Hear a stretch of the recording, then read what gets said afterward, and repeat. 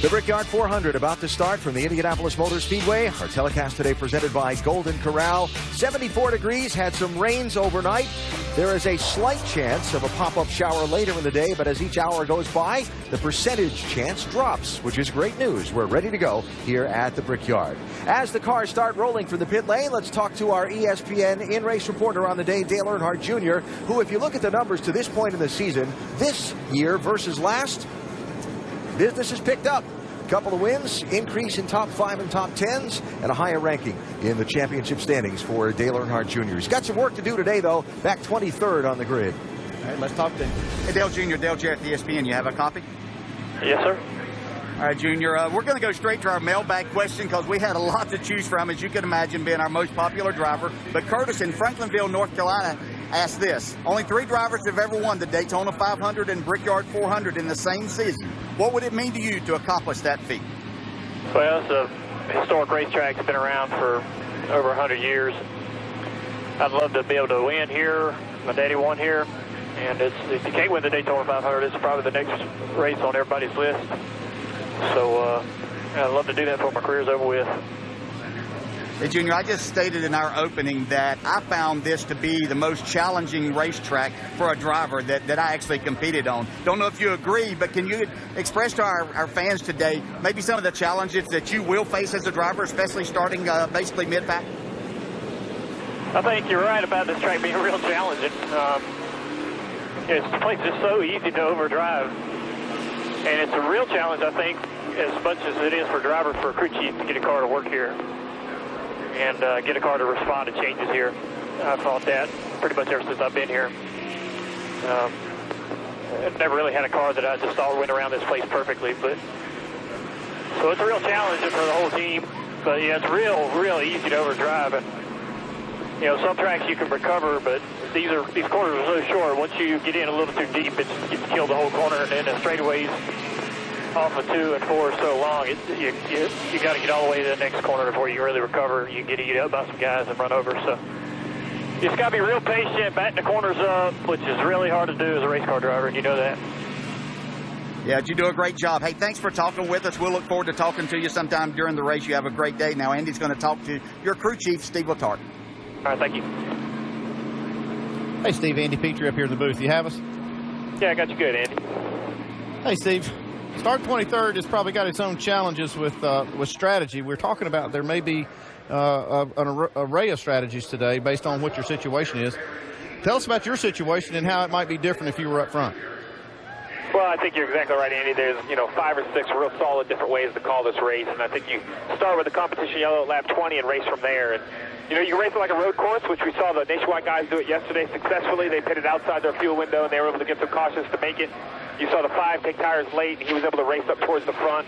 I think it really depends on how the first half of the race plays out. There's a lot of opportunity to get track position, but there's one pit stop that really, really matters, and that's the last one. And if you want to have a chance to win this race, you're going to have to hit the last one correctly. Well, let's hope it all works out for you and Junior today on that last pit stop. Thanks for talking to us. Good luck. All right, thanks, guys. Steve Letarte setting the strategy for Dale Earnhardt Jr. today. Some fabulous high-definition onboard views for you today for the Brickyard, including Brad Keselowski's car. He's got our Goodyear onboard. Pole sitter Kevin Harvick with our Jimmy John's camera. Matt Kenseth has the Toyota onboard today. Joey Logano's carrying the Ford EcoBoost camera.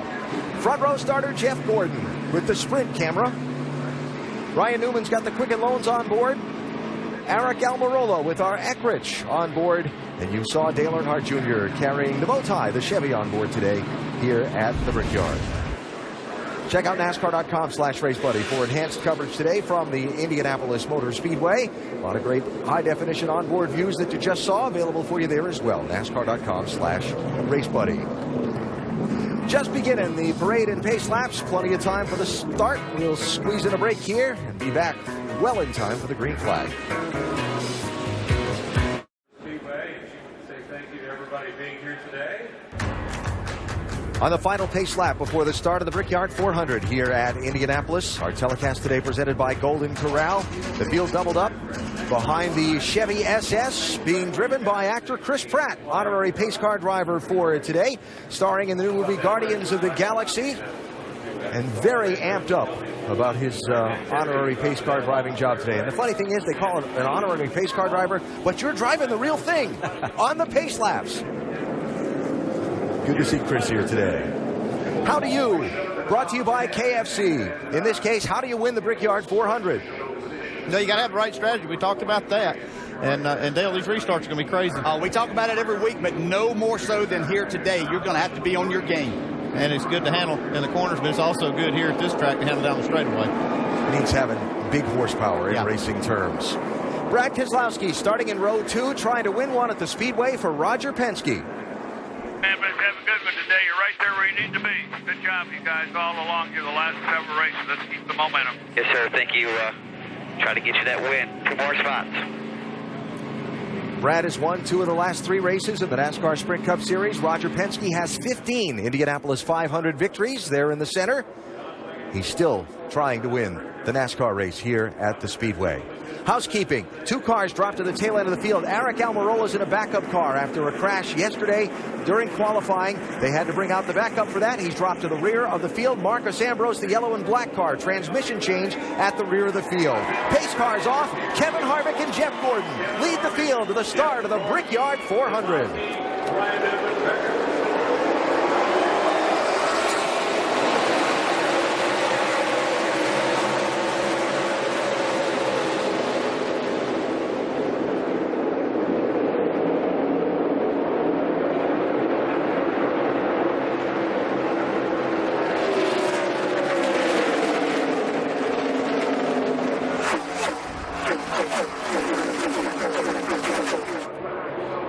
Tony Stewart a little bottled up in traffic in turn 2 behind his teammate Kurt Busch. Here they come, charging to his inside. These drivers are on a complete green racetrack. We had tons of rain here last night. What they're facing here is not like anything they've seen, because there were cars on the track before they even had their first practice here on Friday. Harvick will lead lap 1, but here comes Gordon to his inside. Gordon's shown strength all weekend long. Qualified on the front row and now taking the lead. Kevin Harvick. Yeah, I just talked to Jeff a few minutes before the start of this race, before we went on air. He was very excited about his race car. But his one concern was as the day goes on, he said, my car's a little bit tight. That makes me be able to go fast and attack this place. If I try to adjust that out, though, instead of getting that out, it goes into a 4-wheel slide. So he's a little concerned as to how this track will change throughout these 400 miles. Brad Keselowski in the 2, Brian Vickers 55 for 3rd place. Little passenger on the grill of that 2 car. Little piece of trash there. Yeah, I see it. It's kind of up on the bumper, though. I'm not sure it's covering up a whole lot of the grill opening. I'm sure the team's telling him to watch the water temp. It is covering up just a small portion of the grill opening.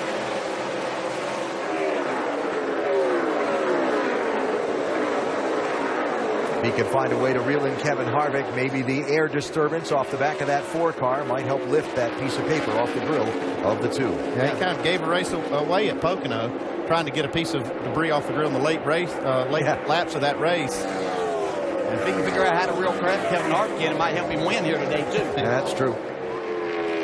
Kevin Harvick fastest in all 3 rounds in the knockout qualifying here Saturday. That's something that's only happened twice this season, including yesterday.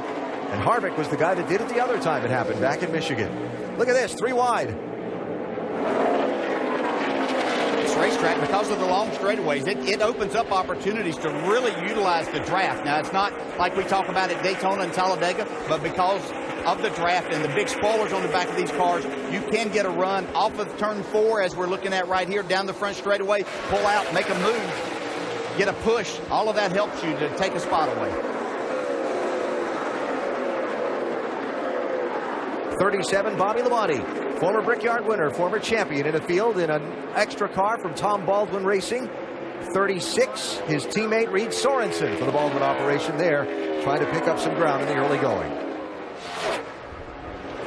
Gordon, Harvick, Keselowski, Vickers, Newman. Then this, Kurt Busch going by Jimmy Johnson for 8th place. Kurt Busch has been on attack mode since the green flag. Saw him, he drove under his boss, Tony Stewart, took a spot away. Now he's taking one away from Jimmy Johnson.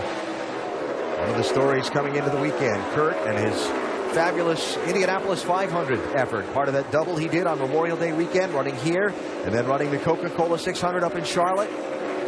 Finishing 6th, being Rookie of the Year here in the 500, and earning an enormous amount of respect in both the NASCAR and IndyCar communities for not just his effort and the result, but the way he went about it and the dedication he had to apply to achieving that double. Yeah, we've seen him be really good here in the stock car too.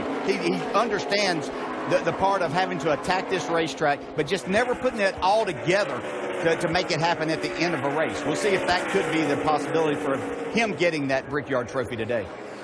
It looks like Jeff Gordon's putting all 20 years experience he's had at this track to use. He's pulled out to about 1.7 seconds. Good look back through the top 20 here. Jeff Gordon has talked about a drive for 5, a 5th NASCAR Sprint Cup Series championship, leads the standings coming in. He's also in a drive for 5, a 5th Brickyard 400 victory.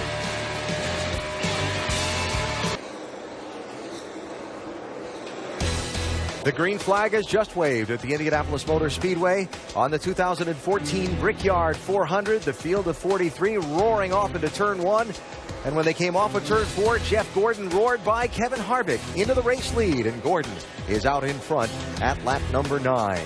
Visit Chevy.com to learn more about the all-new Chevy Silverado, the 2014 North American Truck of the Year.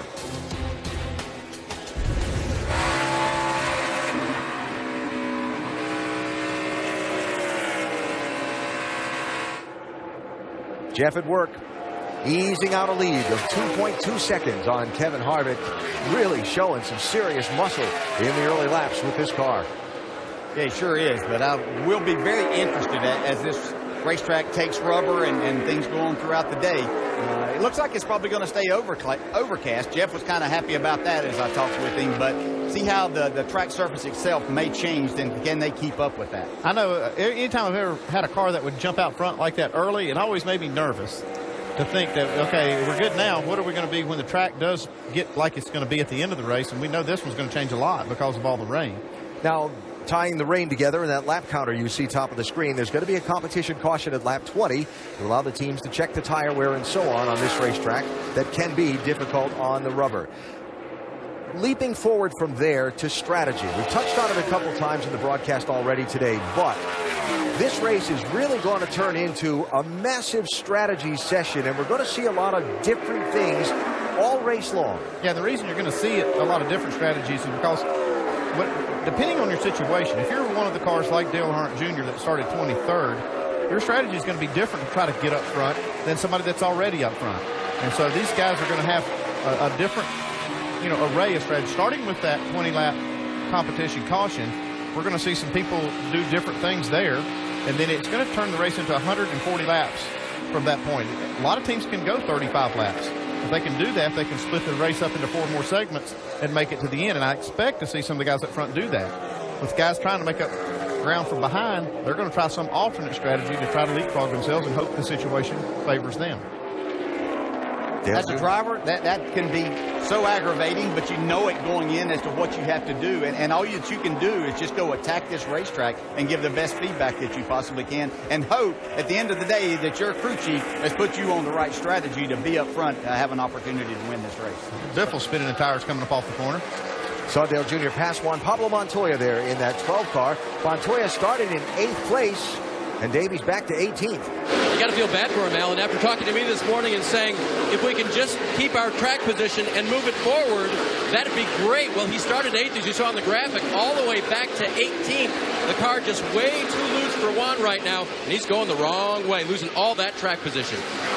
Well, on the other side of that, we saw Junior make the pass on. He's going forward. And I talked to Steve Letarte before the race, and he said that was going to have a big impact on what they do for strategy, depending on whether they can make up some spots in these first 20 laps before the competition caution.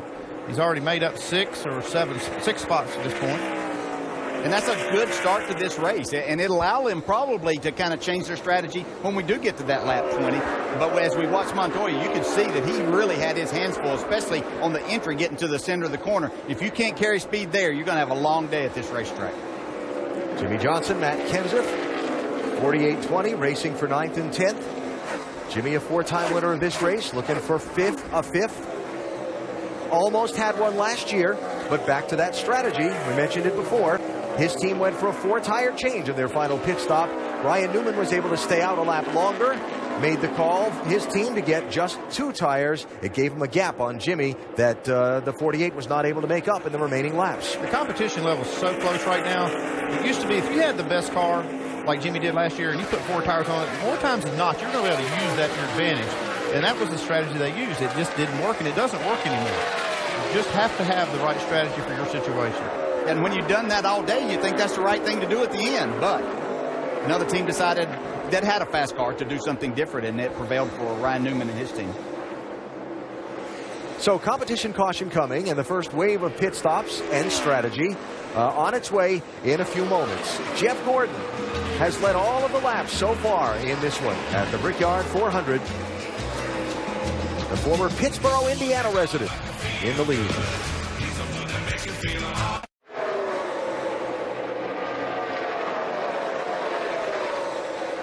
The Brickyard 400 at the Indianapolis Motor Speedway coming up on its 50-mile mark. And a competition caution with Jeff Gordon having led all but the first lap of the race, now catching the tail end of the field and beginning to put some cars a lap down. Reminder, NASCAR.com/RaceBuddy has enhanced race action today live from the Indianapolis Motor Speedway. A lot of great onboard views for you in this one.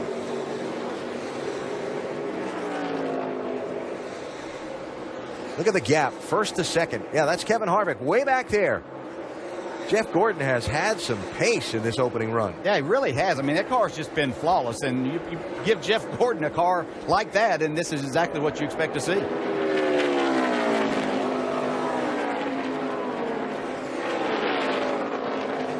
Greg Biffle, Carl Edwards racing for 19th and 20th. The announcement made here this morning, about 10 o'clock local time, that Carl Edwards would not be part of the Roush Fenway driver lineup for next season. Long been rumored. That part confirmed. Carl would not confirm where he's going for next year at this point. But the sponsor on that car, confirmed by Roush Fenway to be part of Ricky Stenhouse's effort next season. It'll be Stenhouse, Biffle, and Trevor Bayne, the 3-driver lineup on the Sprint Cup level for the Roush team next season.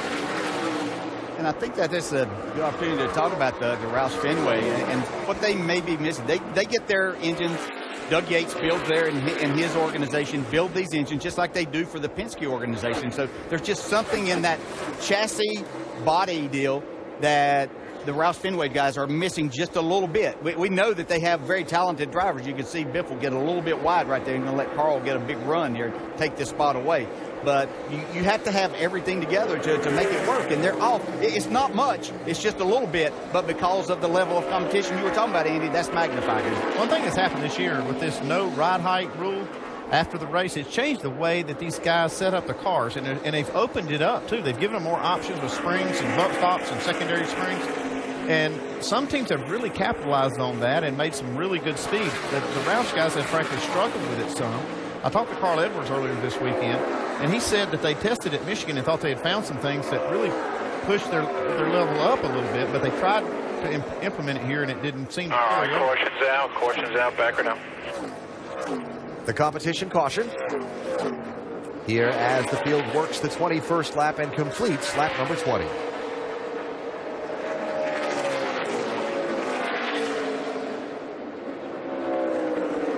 Trevor Bayne's going to welcome the opportunity to get this car worked on the pit lane in a minute.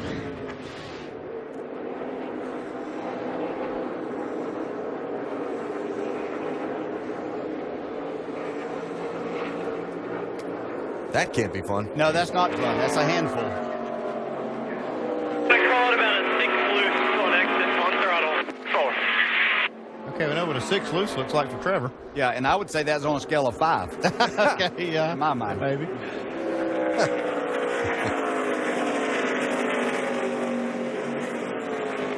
Okay, what we need to look for here is a 2-tire stop by most of the leaders.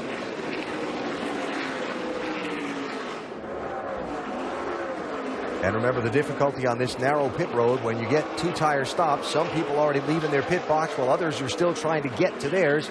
And you can see some fenders get crunched on the pit lane very easily here. Yep. Kevin Harvick in second place, kind of analyzing the competition. What's everybody saying about their cars? 20 24 got looser and looser off right here. 10-4, we need to concentrate on the exit, leaving it the same. Concentrate on the center. Giving feedback to Rodney Childers just before the caution flag and the pit stop. Yeah, and the one thing that they're going to have a difficulty now is the track is going to be changing. It's going to change in this next run again. So how much do you adjust here, Andy? Yeah, well, you kind of want to know his comments from that last few laps of this run, and then you can kind of get an idea. For Jeff Gordon, he's putting a lot of people to work. He pulled 4 seconds plus on second place. So a lot of guys know that they have work to do if they're going to catch him if the track doesn't change, against Jeff Gordon. Didn't seem to really hurt him too much that run, though. Not at all. Pit road is open. Time for the crews to get busy. Joey Logano popping out of line there, staying out. Yeah, I'll explain that in a second.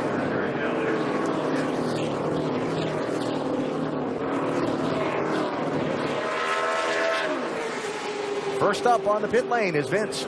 Well, it's been a dominant car so far for Jeff Gordon. Early on, he said it was a little tight into 2 and 3, but his primary complaint was loose off 1 and 2. No major changes, just right sides and Sunoco fuel. The 55 of Brian Vickers, he's loose off. Again, no changes, but 4 tires for the 55. Jamie? Brad Keselowski just says he is loose, especially off of 2. The call is for right side tires only, and they stick with it. Dave?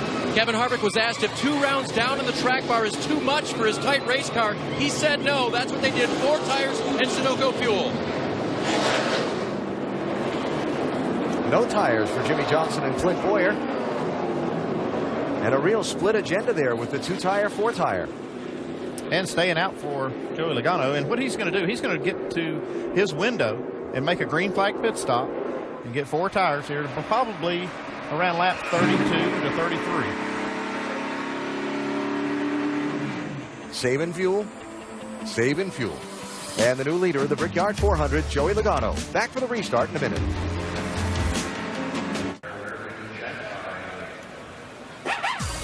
Welcome back to Indianapolis Motor Speedway. First round of pit stops have been completed. We continue under caution here for the competition caution.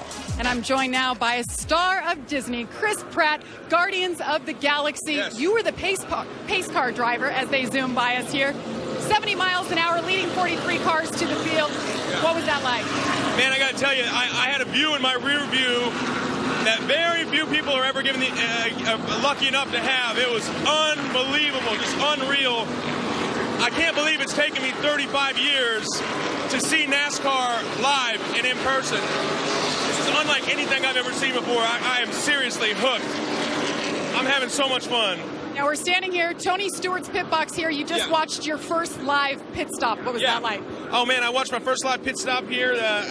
Tony Stewart's guys. I had a chance to meet them before, and God, it's just unreal. It's absolutely unreal.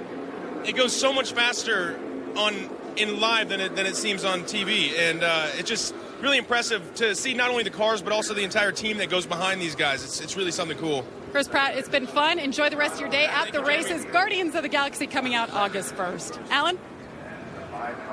Jamie, thanks. And so doubled up for the restart here on the back straightaway and a little reset on the strategy. Joey Logano's team choosing not to pit under the yellow flag, and he is in the race lead. Officially say we are on our own strategy.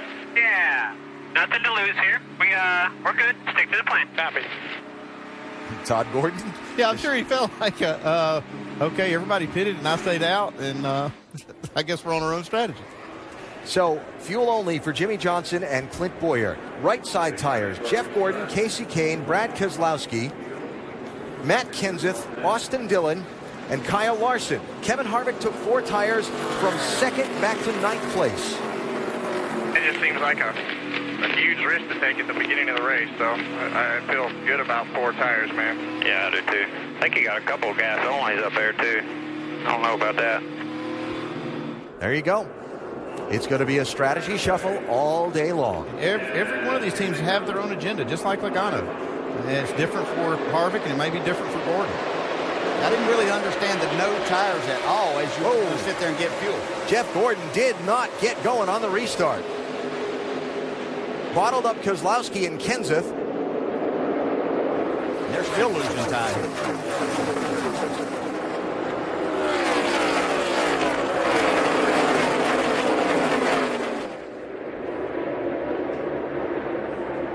the difficulty right there from Austin Dillon trying to make a pass down on the inside of another car through these tight corners. Kyle Larson takes advantage of the 3 car not getting a good run off of turn 2. And look at this back in the pack.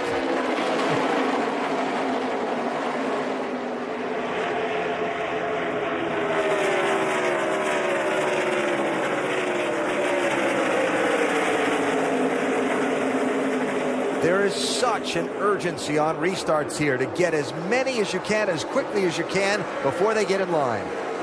Yeah, we talk about it every weekend, and it's certainly not lost on these drivers, especially when you get to a place as difficult as this racetrack is to pass on. Danica Patrick, Kurt Busch, whoa, Tony Stewart, little bobble there, gathers it up. Here comes Denny Hamlin to his inside.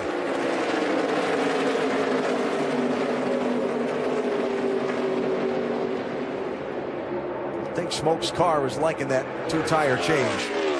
Doesn't seem to this point in time, for sure. Really thought Tony was going to be good and run up front here most of the day today. Got a lot of time left. Oh, yes. Stewart there trying to hold off Paul Menard for 19th place. Jamie McMurray, Juan Pablo Montoya, the next 2 cars in line. I heard Junior talking about making one little bobble on a track like this, and it takes you so long to recover. We saw that with Tony Stewart. It wasn't a big mistake, it's just one little bobble, but you can see how much time it cost him. Seems like he's got it straightened out now. Yeah, if you're not back in the throttle using that 850 horsepower or 900, whichever it is in these cars, somebody behind you is doing that. And so it's once you get to the outside there, then the next corner that you put on the outside, you're not going to be able to get to the throttle as hard as you want either. So it just compounds that for at least a lap, possibly even 2. 2 former winners trading a spot there. Jamie McMurray going by Paul Menard. So Joey Logano, not pitting, is out in front after Jeff Gordon didn't get going on the restart, kind of mixed up the order behind him. Here's Casey Kane now up to 2nd in the 5 car, and Jimmy Johnson through up to 3rd in the 48. Yeah. Then you'll find Jeff Gordon back in 4th place instead of racing Logano for the lead. Behind Gordon, the other big loser in that exchange, who got bottled up behind Jeff, was Brad Keselowski, who now finds himself all the way back in 9th. There's Harvick in 5th place. Then you've got Kyle Larson, Austin Dillon, Clint Boyer, then Brad Keselowski, who really lost some spots when Gordon couldn't go and he got pinned in that outside lane. Junior's car looks good, though. He was able to make up spots deep in the pack and at times running top 3 lap times during that first run. I think Ryan Newman made him do a little break there. I started leaning. I was wondering, as we had that shot, if we were going to see a little bobble right there. You and me both. How about this? Casey Kane, a driver that certainly needs a win to get himself into the chase. And has run well here in the past. The only one of the Hendrick Motorsports drivers this season without a win. And looking to pick one up. Wants to be in that championship fight. If you break this race up into 5 segments, it takes 32 laps for each segment. I think that's the window that Joey Logano is looking at, sometime after lap 32 to make his first pit stop.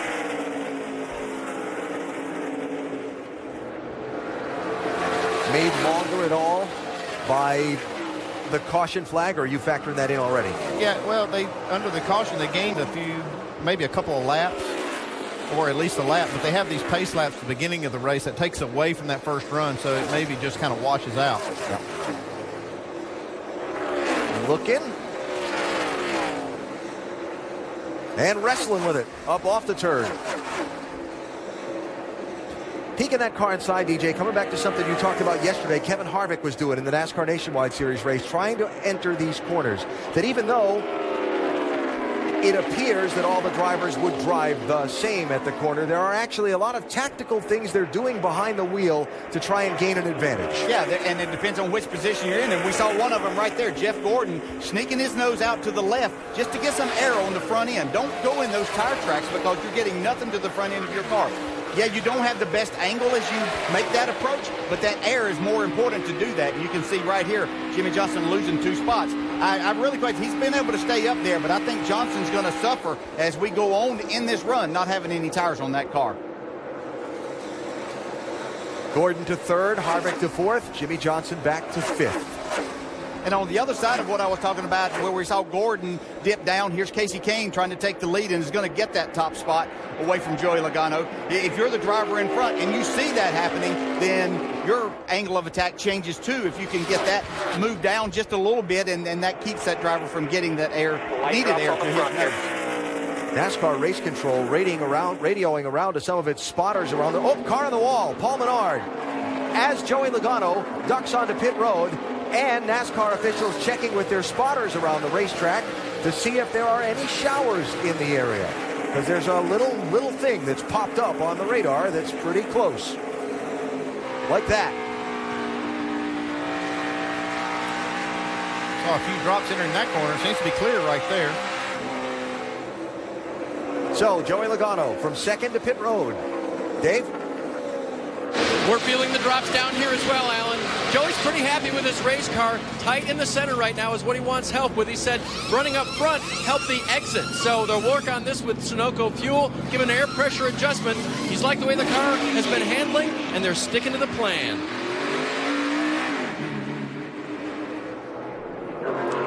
So the part one of the, well, actually part two, I guess, of the plan. Part one would have been staying out under the caution. Part two affected by Todd Gordon and Joey Logano's team. Watch this for Paul Menard. Oh, he got a little help. That explains a lot more. That's a nice save. Yeah, it was. Montoya, a little aggressive there, but we've known him to be that. More strategy being played here. Brad Keselowski, Kyle Busch, Matt Kenseth, Paul Menard on pit lane. Jamie? Brad Keselowski, they wanted to bring it down as well, just like their teammate. Right sides was the call once again. That's what he just did, so they will top it off with fuel. Save as much time on pit road as possible.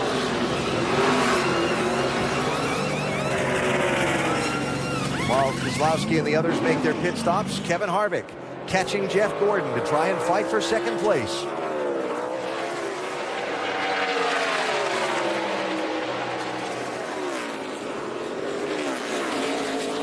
Well, that was a lot going on in a short period of time. It'll be like that all day, I believe. Casey Kane leading at the Brickyard.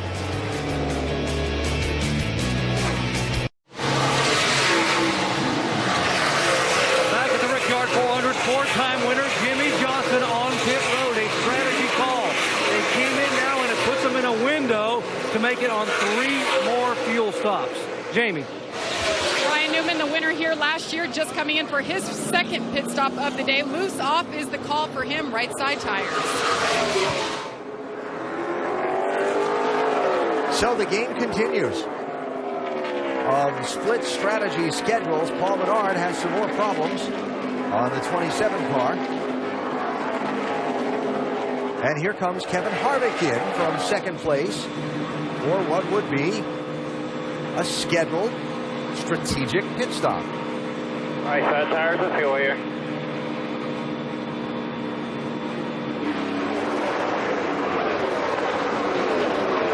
There he is, Dave.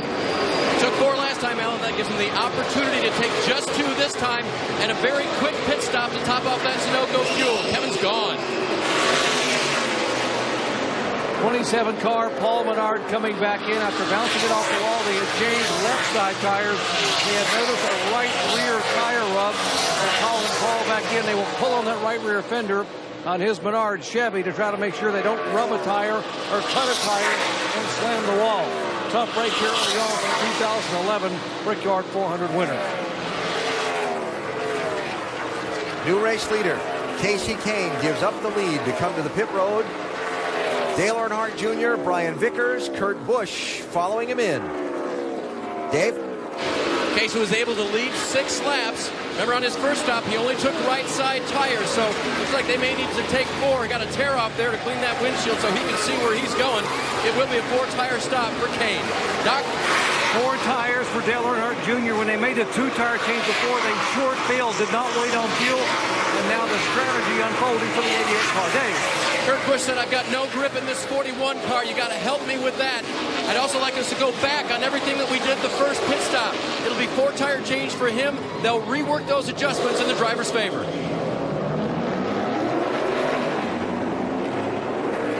So Kyle Larson is now the race leader.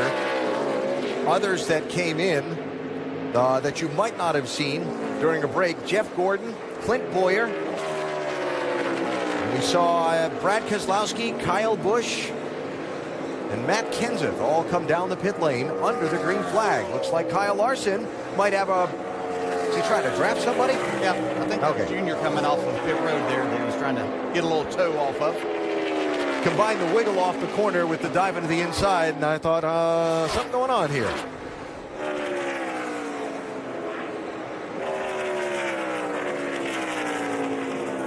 Larson cycling to the front on the strategy shuffle. After starting in 15th place, there's Jeff Gordon with Casey Kane, cycling back to 29th and 30th in this mix around of pit stops.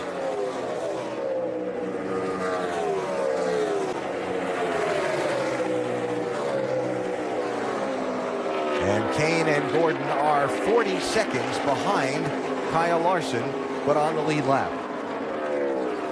Danica Patrick, Carl Edwards, Juan Pablo Montoya continuing the cycle through the pits. Jamie? Danica Patrick saying her car's been pretty good today as they go to work on the right-hand side. A lot of fans coming to see Danica back in Indianapolis. A lot of history here in IndyCar. With the plan. Dave? Carl Edwards took 4 tires last time, and he's going to take just 2 right sides this time. As for Juan Pablo Montoya, he talked about understeer. Yes, our moonlighting IndyCar driver. That car's tight, by the way. Yep. Same way, different ways of saying the same thing. And Montoya rejoins the chase.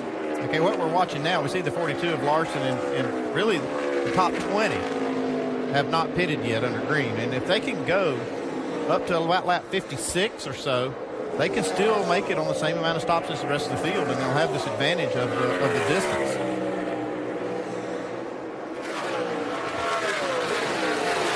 Jeff Gordon trying to get Kyle Busch for 25th place.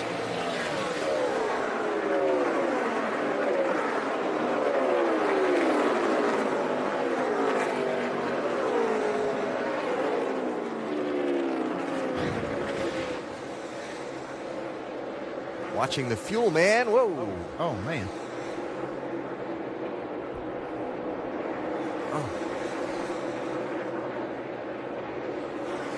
Wow. Yeah, they did make the pit stop though under caution, and they looked like they got 1 can in.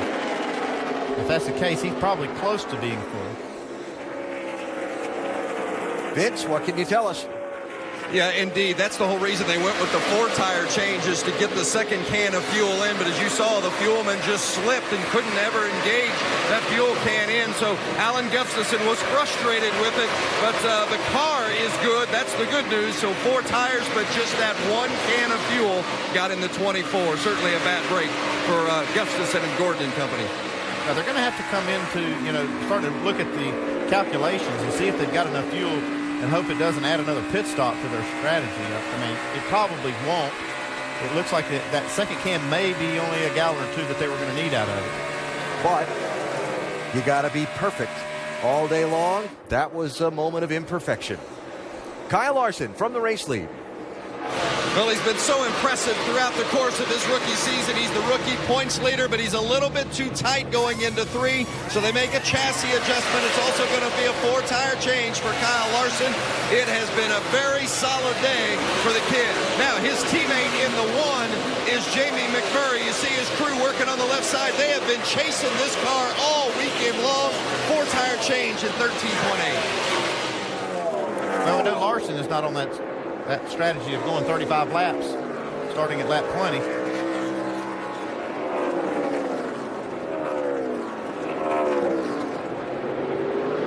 Actually, they pitted on lap 22 after that competition yellow, so that breaks it down into, really 4 more segments for them if they can go 34 to 35 laps.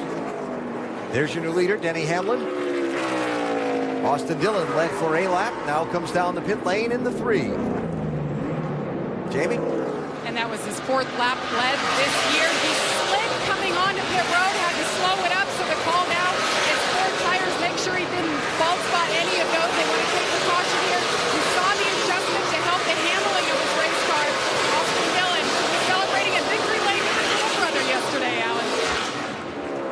Sure did. Great scene with his brother Ty winning the NASCAR Nationwide Series race. Not as exuberant here. That's getting all you can get getting there, but certainly mandated getting 4 tires after that. I guess. So Denny Hamlin cycles to the lead, leading a group of 14 that pitted at lap 22. That'll be due back on the pit lane very soon.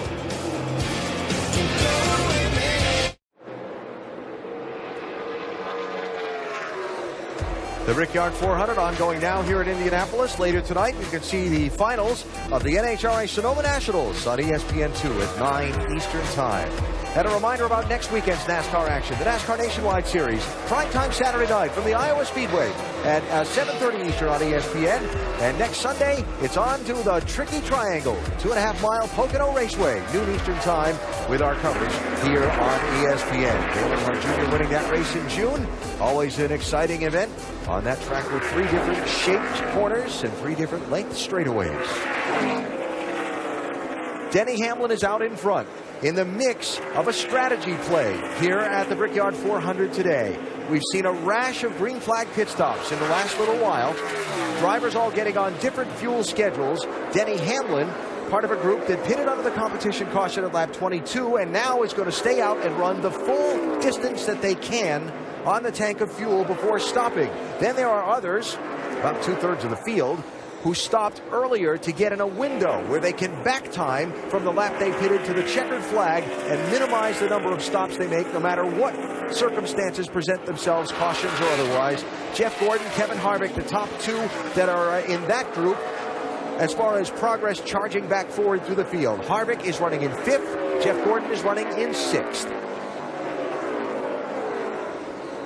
So after these other guys make pit stops in the next few laps that are in front of them, that's going to become the race to the lead. Yeah, it will be. And just behind Jeff Gordon is Casey Kane. And I think that what we're going to see here are the 4 tires that Kane and Jeff Gordon took on versus the 2 that Harvick got at that time as this winds down towards the end of the fuel range. That they will prevail then. They are a little bit quicker than Kevin Harvick right now. And Jeff Gordon has kind of been on a bit of a mission, working his way back up through some of the traffic after that pit stop earlier. We showed you that they had the hiccup on the pit stop and might not have gotten it completely full of fuel. That, plus a little bit of aggressive driving by the guy behind the wheel to make up some of the ground. And we've been on a mission since the green flag. You got a good car. You want to go. You don't want anything stopping you in your way. You can see they're going by. Still there. Clear ahead. This is a huge move right here by Jeff Gordon. Still there. All clear, all clear. All right, 2 more slow ones ahead. Wow. I can guarantee you that that took Logano by surprise just a little bit. I think he didn't expect that happening. Martin Truex, Eric Almirola, David Gilliland, David Reagan pitting. So Denny Hamlin and Trevor Bayne remain on the racetrack. Then it gets back to Kevin Harvick and Jeff Gordon. And things will have cycled through for now. And Andy, when you start far back in the pack like Denny Hamlin did, 27th place, doing something different than the other guys did almost becomes kind of a must. Yeah, it is. It's almost necessary to do something off sequence, and that's the only way you're going to leapfrog and hope that things work out in your favor. If this car can go to about 55 laps before he makes a stop, it's only 3 laps from now, 3 or 4 more laps, he's going to be able to do it on 1 less stop than the rest of the cars. Trevor Bayne's in. Trevor Bayne's going to take 4 tires and also get a chassis adjustment. The car says it's pretty good in clean air, but when he gets in any kind of traffic, it's too loose to do anything with. So Bayne is in, Sunoco fuel and out. All right, Vince, thanks. And as I watch Denny Hamlin, I'm also watching his lap times and wondering how much he might be pedaling to save fuel, because he's running about half a second or so slower than the guys that are trying to chase him down. Yeah, some of that's tires, though. We saw 4 tires for Gordon, 2 tires on Harvick's car. I think that's showing up right now. I don't think he's necessarily saving fuel. Yeah, and but if you saw our qualifying show yesterday and heard Denny Hamlin after that was over, he was not happy. I would tell you that his car has to be much better today, and it's probably allowing them to do this too, because it's handling much better to get this kind of fuel mileage. He's inside that window, I believe, and if he can make it, looks like maybe 1 more lap, he'll be inside the window to make it on 1 less stop than the other. this time. Darian Grubb making the call, Doc. And Denny Hamlin has told Darian Grubb, and I quote, "You boys have given me one great race car today." Darian said, "What do we need to fix, buddy?" He said, "There's nothing I can complain about." He said, "Maybe a little more in the middle, but nothing we can complain about." And oh, by the way, on top of a great car, they're getting fabulous fuel mileage. They will go 34-plus laps this time. Most people can only go 32 or 33. And based on their calculations, Andy Petrie, you are exactly right. When you pitch this time, they're only going to stop twice more. That's going to be close, but they can probably make it on 2 more stops. Great strategy right now for the Joe Gibbs team and Darian Grubb. As here comes the leader, Denny Hamlin, down pit road. And again, the object of all this is, when the competition is this close and this tight, spend less time sitting still on pit road than somebody else. Right side tires for the 11 car. Got to get it full of fuel. Make sure they get it completely full of fuel. They call packing it. Left front going on, left rear going on. Wait on fuel. Down and away. Good pit stop for Hamlin. Maybe 2 more stops on his way to a Brickyard 400 victory. That car is that good. So Kevin Harvick cycles through to the race lead with that gap over Jeff Gordon.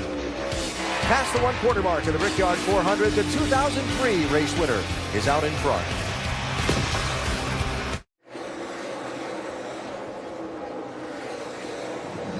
ESPN baseball coverage tonight with one of the game's best rivalries. Yasiel Puig and the Dodgers trying to make a 3-game sweep of Buster Posey and the Giants.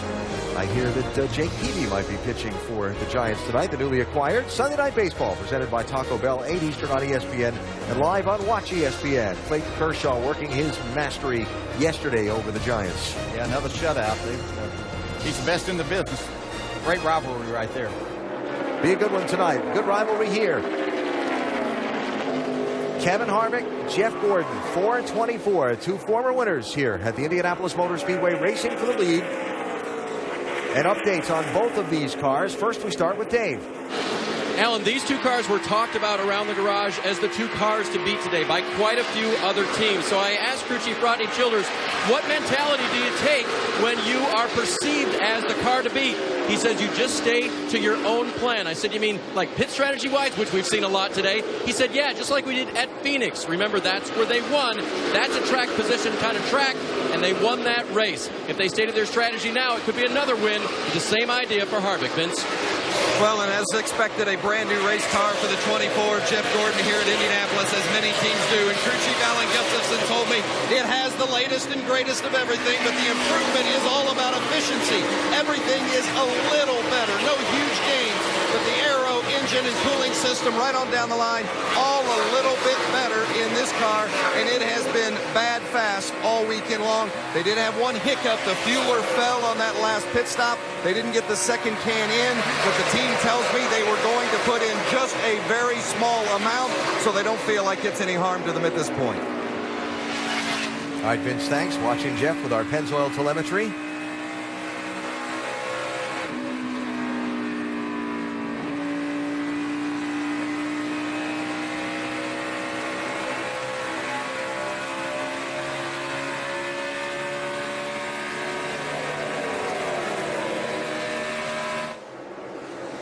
Cracking 200 miles an hour, roaring down the back straightaway, trying to track down Kevin Harvick. Now, at the start of the race, it was Harvick, Gordon, and Brad Keselowski at the front of the field. But the 2 car is all the way back in 18th place now, despite being on the same pit stop strategy as Harvick and Gordon. So tight right here. I think maybe I ran through the splitter somewhere. Tighter than what that adjustment should have been able to affect. Oh, you got damage there right rear. I don't know if that happened on a restart or what. Okay, copy. Didn't know that. Now, the damage to the right rear came on pit road when he and Kyle Busch made contact. You can see Kyle Busch following closely, and as Brad slows down just a little to enter his pitch, you can see just slight contact, really just a scuff mark on the front of the 18. That's significant damage in a very crucial area on these cars, Andy. But the direction that you see with it being flared out on that side, I wouldn't think it would hurt the car. I think he's got problems with hitting the splitter on the racetrack or something else that's slowing him down. I don't think that would slow the car down at all. Austin Dillon by Brad Keselowski to pick up that 18th position, and Jamie McMurray right behind him. So Keselowski, that started up in 3rd place, struggling a little bit here.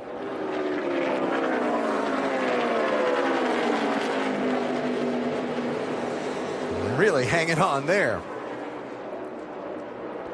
So the guys that were on the wave of green flag stops, kind of the short pitting, now they're coming to the end of a full fuel window. There you would include the race leader, Kevin Harvick. And we'll begin to see those cars hit the pit lane shortly for another round of stops.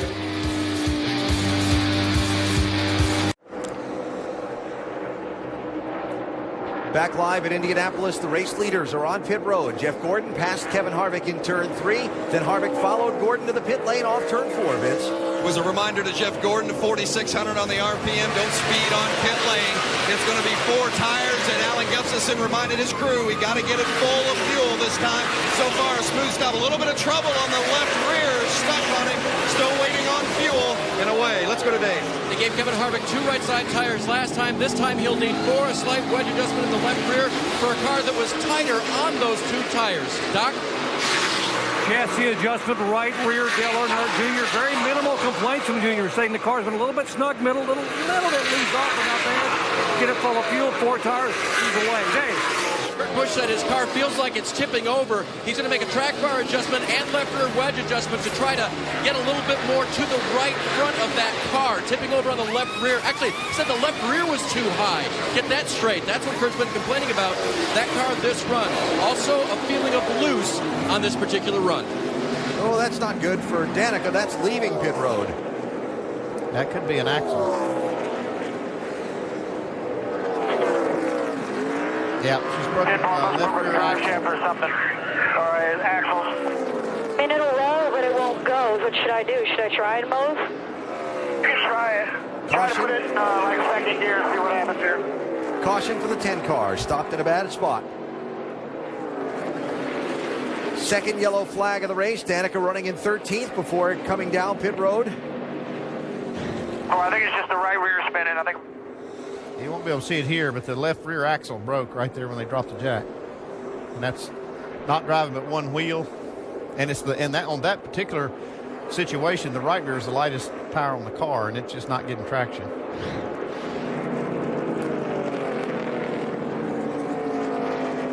So 2nd yellow flag of the race comes out in the middle of what seems like almost an endless wave of green flag pit stops today. That leaves Denny Hamlin as the race leader for the moment.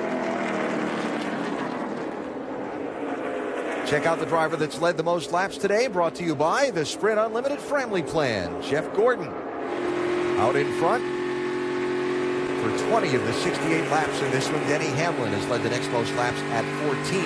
Get unlimited data, talk, and text for as low as $45 per month with 7 people. Visit sprint.com/speed or a Sprint store today. Happy connecting, race fans.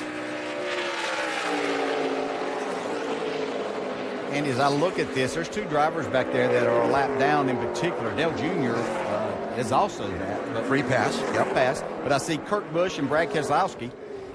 Could it change their plan, because they're going to have to start behind all of these lead lap cars, so it's going to put them further back. So can they now just stick with that strategy they had? Well, probably not. We're going to have to see what Denny Hamlin does. If he pits and brings everybody with him, then there'll be a free pass opportunity for those cars. If not, it's going to change things. So you just have to kind of wait and see what happens when pit road opens. Denny Hamlin, Tony Stewart, Austin Dillon, Jamie McMurray, Marcus Ambrose, Juan Pablo Montoya, Justin Allgaier, Eric Almirola, all of those cars, plus Martin Truex, Ricky Stenhouse, and Greg Biffle in front of Kevin Harvick and Jeff Gordon, who were leading before they ducked onto the pit lane. So a race that's really been, as I said before, almost a non-stop run of cars coming down pit road at different times on different strategies. And here they come to the pit lane opening. There'll be no free pass opportunity because the 11 car of Hamlin stayed out. Wave around, you mean? Wave around. I'm sorry, wave around is.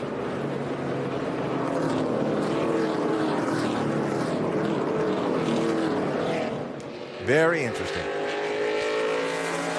Doc? Yeah, Denny Hamlin sticking to the fuel strategy, but here is the second place car, Tony Stewart. And Tony said the car really tight, middle, loose off. Guys, you got to put the air back in the right rear tire on that stop with fuel. Vince. Jamie McMurray's going to get a track bar adjustment, also wedge and 4-tire change. They've gone from free to tight, searching for grip in the 1. Jamie? Marcus Ambrose started 42nd after a transmission change. A little bit tight there. Right side tires this time around, 4 last time. Austin Dillon having issues with his antenna. They tried to fix it there. They don't think he can hear them, and he took right sides as well.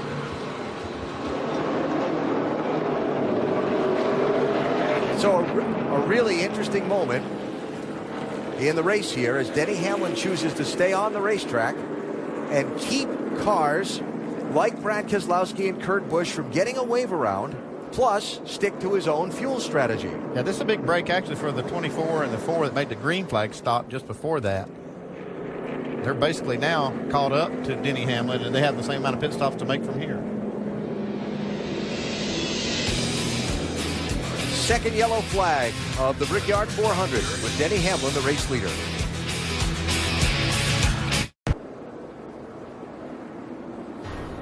It does not get much better than a day of racing at the Indianapolis Motor Speedway. For the 21st time, stock cars are racing the Brickyard, and boy, have we seen an entertaining, strategy-filled, interesting, I'm running out of adjectives race so far.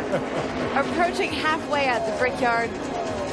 And right now, it is Denny Hamlin out front.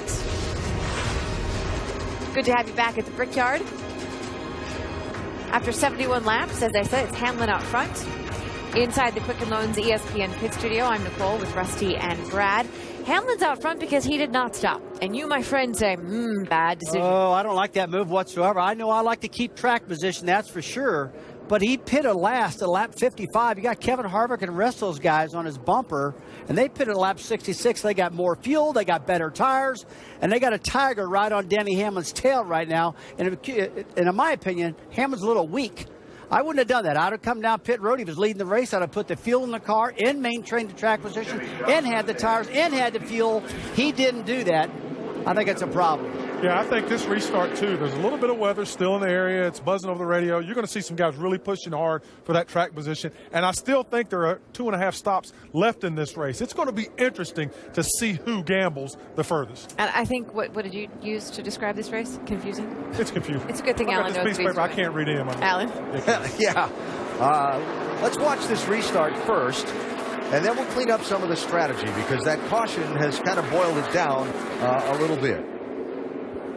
Denny Hamlin with Jeff Gordon to his outside. Excuse me, that's Kevin Harvick to his outside. Then in the next row, Casey Kane and Jeff Gordon getting ready for the green flag.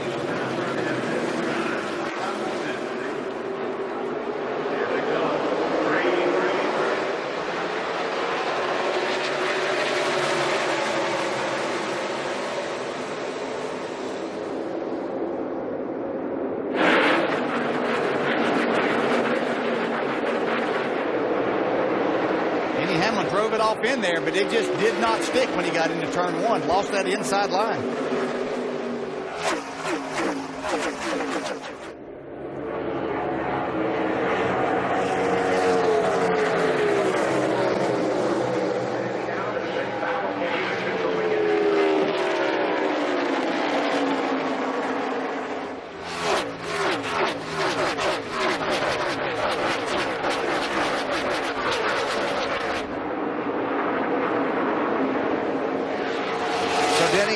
From the lead back to 4th place on the first lap after the restart. Casey Kane is now out in front with Kyle Busch and Kevin Harvick behind him. By the way, Kyle made up a big chunk of ground earlier when they did a 2-tire stop when a lot of others did 4, and he gained a lot of ground at that point. So that helped Kyle Busch move toward the front of this pack a lot. And we saw it as they were riding around under caution. This 2 car was up behind Denny Hamlin, but he had to go back behind all the lead lap cars. That was a terrible break for the 2 car. I'm sure he was planning on that 11 making a caution flag stop and taking the wave around.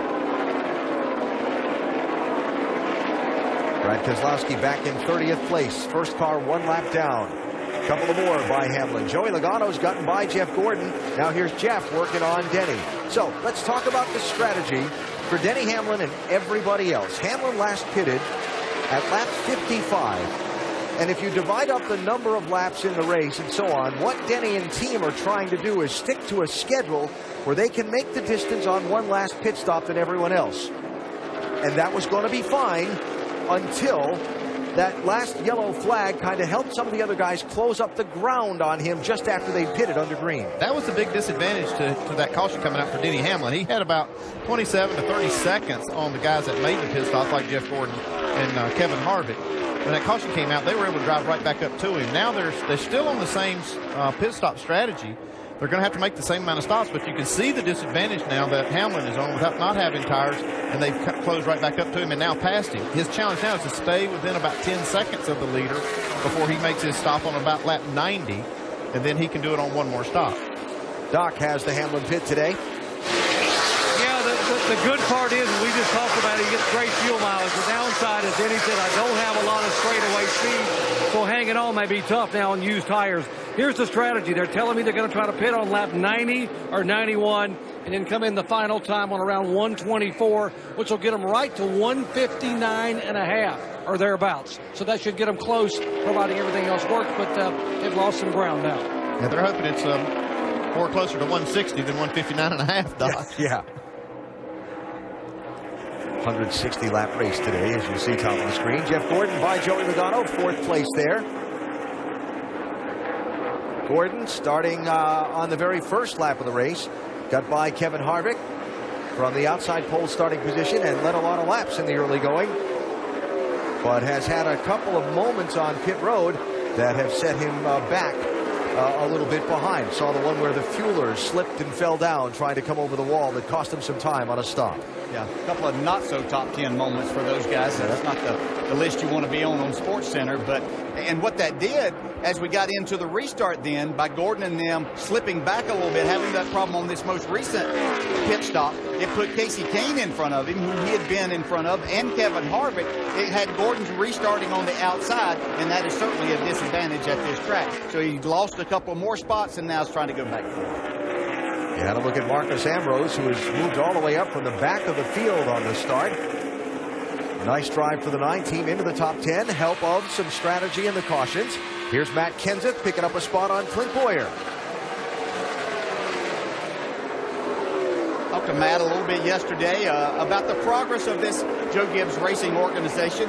Said that they just kind of started the year out a little bit behind. When they took cars with the new configuration of being able to no ride height deal, when they took them back to places and tried to run the same things and do things, just wasn't anywhere close. So they've had to really work hard to get themselves back competitive. He felt like that they were right there on the cusp of being there. That's one of the problems with having such a good package last year. You're reluctant to get away from things that work for you. But when this thing changed like it did this year, and it was a big change, it sounds little, but it was a very big change. You almost have to abandon everything you did last year and look at it from a different perspective.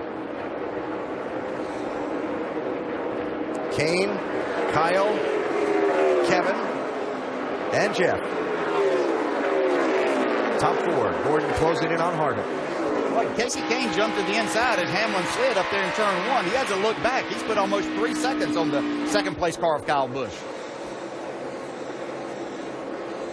Talked earlier in the race about Casey really needing to win, not just to guarantee himself a spot in the chase for the NASCAR Sprint Cup, but because it's been a little while.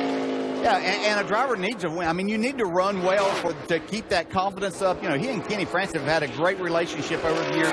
One race has done a lot of good things, but it seems like every time they've had an opportunity this year, something has taken that opportunity away, and they just don't have the finishes or that challenge for a win to make it happen. Dave, today could be that day. And DJ, that's the kind of conversation I had with Kenny this morning, because when you talk about maybe one of the 16 winners getting into the chase this year, you did think about the 5 before the season began. Kenny says we've been pretty good, we just haven't been dominant, and it seems like he needs to be dominant in order to capture one of these victories. Right now the leader's been told to save some fuel at the end of the straightaways as he jumped to the lead at this restart. Next week it'll be a year to Casey Kane's last win. Pocono last August. Like to change that today. Jeff Gordon with a peek inside Harvick for third place.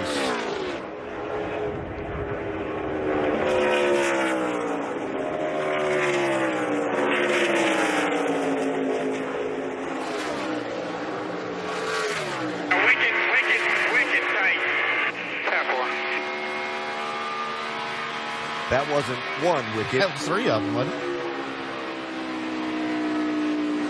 And as I talk to these drivers, the challenge that they face is they get that in that situation on this racetrack in particular. As they try to take that out, then they start sliding the car around more. And then as they get into traffic up behind someone, where we used to complain a lot about the cars, you'd lose the nose there. Well, that's completely different now. Now it makes them actually loose because of the turbulence of the air and the way that it's going about this. So they can't change it too much or they'll be on the other side and wrecking loose.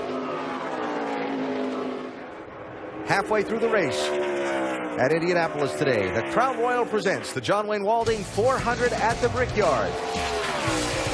It's number 5 atop the leaderboard. Casey Kane is out in front.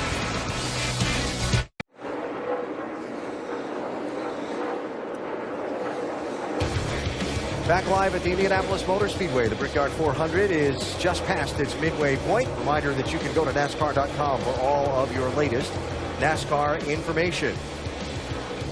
Casey Kane is the race leader. Don't forget, later tonight, more motorsports for you on the ESPN networks. The NHRA Sonoma Nationals for the Dragsters. Coming up tonight, final eliminations at 9 Eastern on ESPN2. And next weekend's racing, Nationwide Series in Iowa next Saturday night at 7:30 Eastern on ESPN. And the NASCAR Sprint Cup Series a week from today at Pocono Raceway in Pennsylvania, noon Eastern here on ESPN. The overcast beginning to break here at the Brickyard. Temperature creeping up, about 4 degrees warmer than it was at the start of the race. Casey Kane getting a little hotter too, adding to his laps in the lead total. The driver from Enumclaw, Washington, out in front of Kyle Busch by 1.8 seconds, with Kevin Harvick, Jeff Gordon, and Joey Logano making up the rest of the top 5. You can see the running order coming across the top of your screen. You watch for this sun and see how that's changing and who is going to favor, because it's definitely going to change the way the cars drive. We'll see if that plays into the hands of some and maybe not for others. Yeah, because this place is so big, yeah, we're seeing a lot of sunshine, but we're still seeing some areas that are in a little bit of shade, and that can mess with the driver's mind and the race car a little bit. You'd prefer it be all of one, but this is such a massive place that sometimes that doesn't happen. Best race for position at the moment on the track is this one. Jimmy Johnson, 48. Matt Kenseth, 20. 9th and 10th place. Jimmy, the 4-time winner, certainly expected he would be closer to the number 1 spot on the scoreboard for a lot of this race.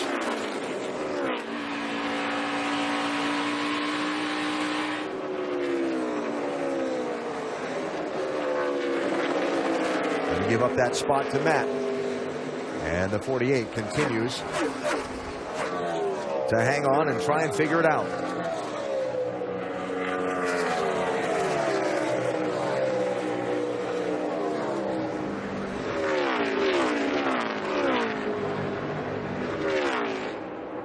Next up for Matt Kenseth, Kyle Larson, just ahead of him. Larson driving for Chip Ganassi. So much success here at the Speedway in all phases. I don't care what they've run here. It seems like Chip's won it. Of course, the Indianapolis 500. He's got a win here in the Brickyard race with Jamie McMurray a few years ago. In the sports car competition here. Yeah, a solid day for Larson. Yeah, we keep talking about how good this young man is, and just the job that he does to go into these racetracks and in these cars for the first time. And you know, he's really made this a really good race team, and he's just solid week in and week out. He is so good. And if you look at what he can do, is at these other tracks, he searches all over the place for grip. Coming here, I expected to see him maybe not be quite as successful because you have to be locked into one groove here. You really can't go looking around, go up next to the wall and do some things like that. But he's still able to find a place that his car runs well, even when the groove is fairly narrow. You see the back end of that car bobbing around a lot. Yeah, he's driving it hard. This is not the dirt track like he raced on the other night in Ohio, Wednesday night up at Eldora, where he was the show. They had to throw that truck away after that race. Giving up a spot there to Matt Kenseth. Little speed out of this 20 car all of a sudden here. That's what I was talking about, that sign. Yeah. It may be favoring Matt Kenseth. That's why I'm keeping an eye peeled to see who all of a sudden got a little better. Maybe it's Matt. Some stuff on the bottom of the grill there. That could be contributing to the speed a little bit too if it's not affecting the water temp too much. You have to think that a situation you talk about, a track getting slicker, that Matt Kenseth certainly comes to mind of a driver being able to handle that type of situation. These two cars have been so equally matched from the start of the race. That's why I was kind of watching those two to see if this might favor one or the other. But so far, they're still glued to each other. Jeff Gordon in fourth, chasing Kevin Harvick in third. Also mentioned Denny Hamlin, 9.5 seconds behind leader Casey Kane, coming up on that window where his green flag pit stop window will open up. So, Denny, you mentioned trying to stay within 10 seconds of the leader. It's going to be close. Yeah, I think he's probably going to lose a lap here because if they get 4 tires and a full load of fuel, that 10-second window is if they could make a fairly short stop and maybe not take a full load. But I think that he is going to be vulnerable for a few laps after he makes the stop. He has a few caution laps in this run, too, so he may be able to extend it just a little past that lap 90. But he's not. He's coming in. Sticking to the plan, Darian Grubb calling Denny Hamlin onto the pit lane here. With 70 laps to go in the race, looking to split it into 2 35-lap runs, Doc. Yep, got one more stop to make. They told Denny the car was a little bit snug, a little snappy, loose at the end of the run. They were trying to keep him within 8.5 or 9 seconds of the leader. Left side tires going on. Got to get a full fuel, pass the adjustment, and he is away. Good stop. We'll see how it works out when he blends back in. Jeff Gordon under Kevin Harvick. And through. That's third place now. For Gordon, who started on the front row and led a lot of the early going. Casey Kane out in front here at Indianapolis.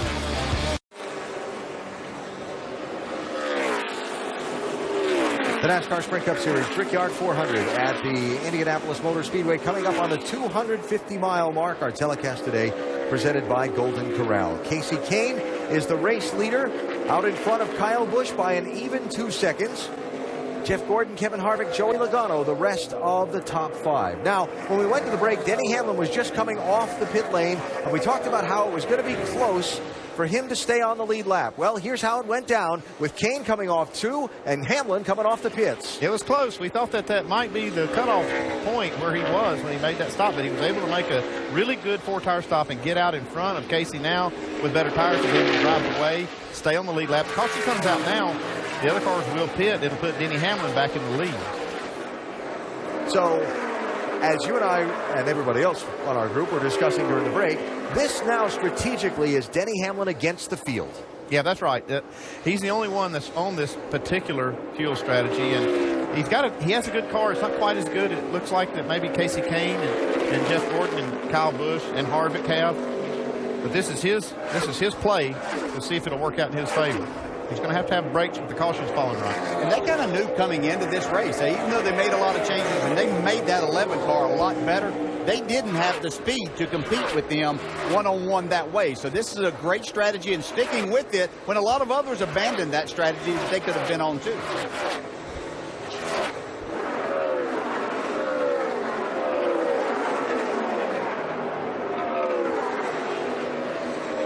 There's Hamlin. And here comes the leader, Casey Kane. Just how much new tires mean versus Casey Kane, who has over 25 laps on his tires now. Hamlin able to drive away, and that will benefit him then as these other cars make their pit stops. Trouble, Trevor Bayne. This might really help Denny Hamlin. Caution. Just hold on here. Hold on. Coming to you here. Coming to you. Hold the brake. Almost had it saved. Had a tire go down. Almost finished it with the inside guardrail on the right front. No brake. Looks like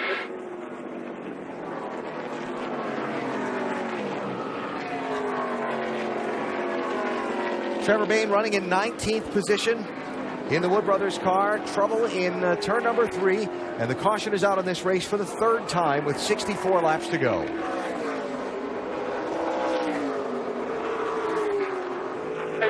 Kill.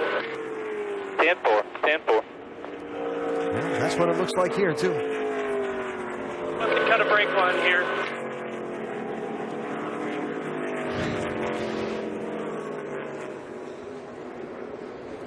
It's like he'd gotten out of shape, got against the wall. This could have cut a right rear tire down. And right here in this pack, you'll see him coming into the corner. Not a good place for a tire to go down, but that's probably the worst. Really does a nice job of keeping it off the outside wall right there. He's standing on the throttle there. He's not on the brakes. No, not on the brake. He drove it around there, but then couldn't get it stopped as he got into that wet grass and it got nose into the guardrail. From Eric Almirola's view.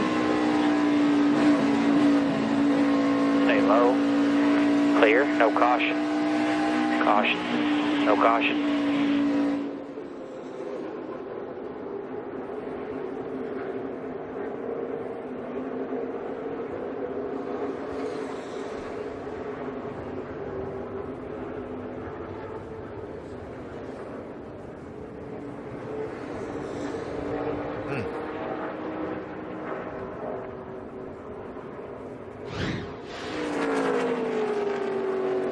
So the yellow flag that you were talking about, Andy, maybe benefiting Denny Hamlin. This on the 11 radio. 10-4, just go. Get everything you can get here. The pole can started chugging on the second can. Did not get full. I mean, it's the one thing we could not up. We're very aware of that, buddy. Oh, you see that right there just messed up that strategy for him. He's right. That's the one thing they had to get right. Pit road open. Here come the lead lap cars. What'll be 62 laps to go. And Hamlin's coming back in with him, by the way. Vince?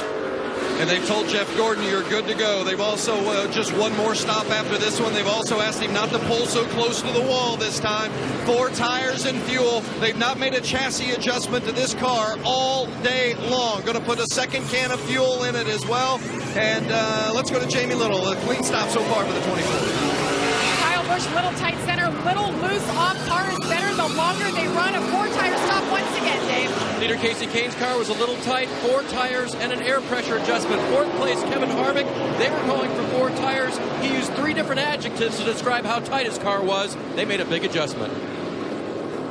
Almost a little contact there on the pit road. Carl Edwards and Marcos Ambrose. And there you see Casey Kane's team holding on to the lead. Harvick with that first pit stall. Looked like he was trying to get going, but just couldn't get the grip to get out.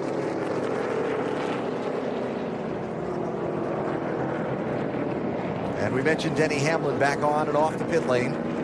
Yep, so that strategy play that they had started from the beginning of the race is now over with.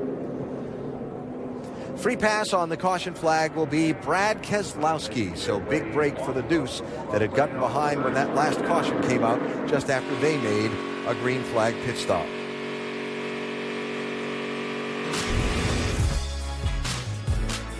Watch Harvick come through there, trying to get going from that number 1 stall. Couldn't get it done.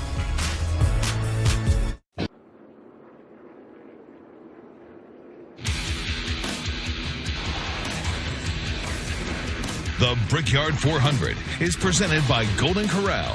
Help yourself to happiness. And in part by Viagra.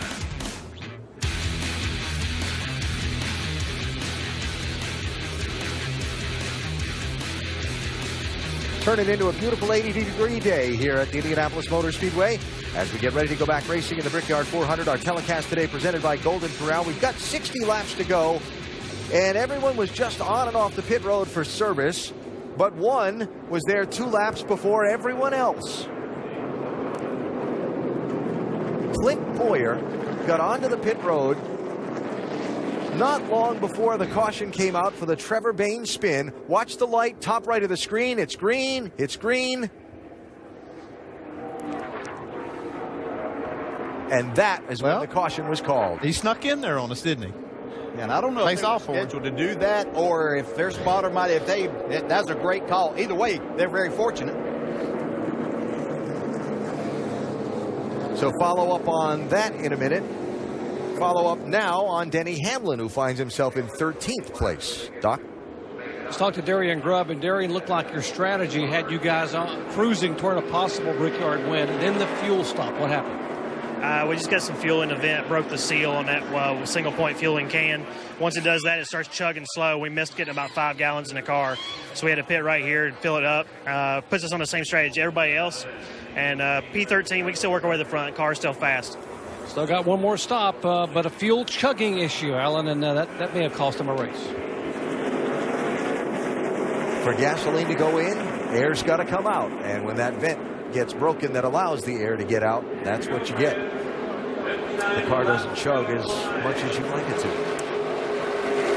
Clint Boyer, the new race leader. Casey Kane to his outside, going green.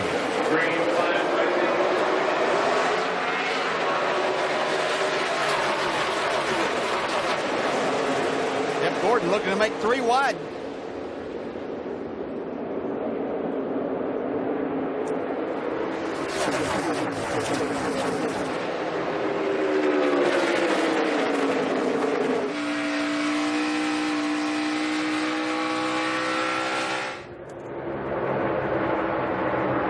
Might have been looking to make it 3 wide. Now he's going to lose about 3 spots.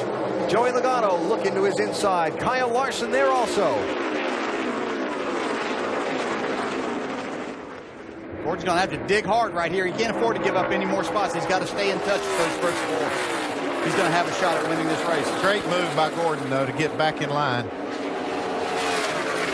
Had the power around the outside of Logano. So Casey Kane back out in front. Kyle Busch very aggressive on that restart. No surprise. Up to second. Boyer back to third. Denny Hamlin, Carl Edwards, Austin Dillon racing here. Back for 11th, 12th, and 13th.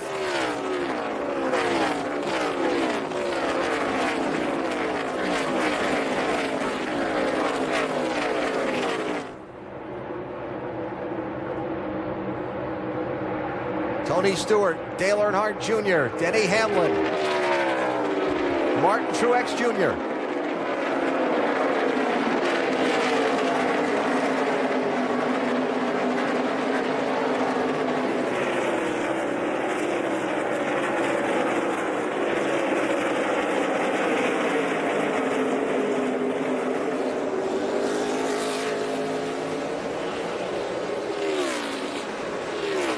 Busch there in second. I'd say I'm pretty impressed with that race team and him as a driver here today. We heard some radio communication early. I don't think we had it on air, but he wasn't very happy with his race car early on, but made some adjustments to the car and has been very, very solid here for the last 50, 60 laps of this race. Got himself in a position to take home a trophy. More on the 18th from Jamie. Well, early on, Kyle Busch just said his car just wasn't handling well. It was just wrecking loose, especially in traffic. He likes running by himself, likes this clean air, and they have made some adjustments on this car. And at the start of the race, you see his crew chief on the right, Dave Rogers, said our word of the day is discipline, and that is what that day has been about. Kyle Busch was disciplined behind the wheel. The car right now is good.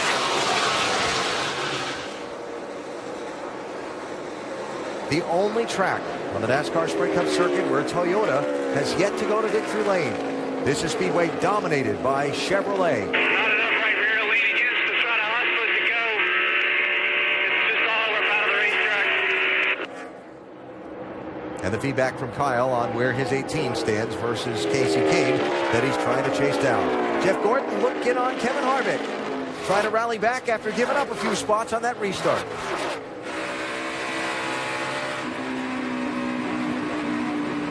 Jeff has a good car today. He has been on the wheel, too, all day. He has been on a mission to try to take over and get that number 5 win before anybody else is able to accomplish that.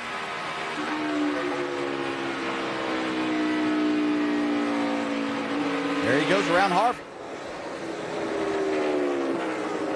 4th place now for Jeff.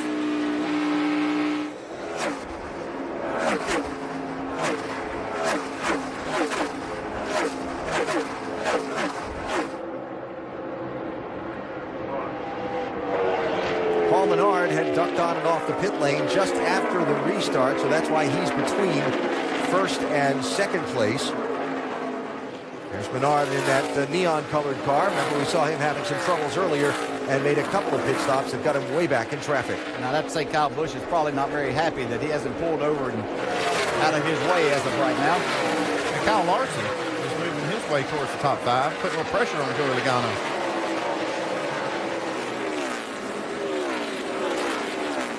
Kyle, earlier in the weekend, Larson talked about this racetrack not being the kind of style that he excels at.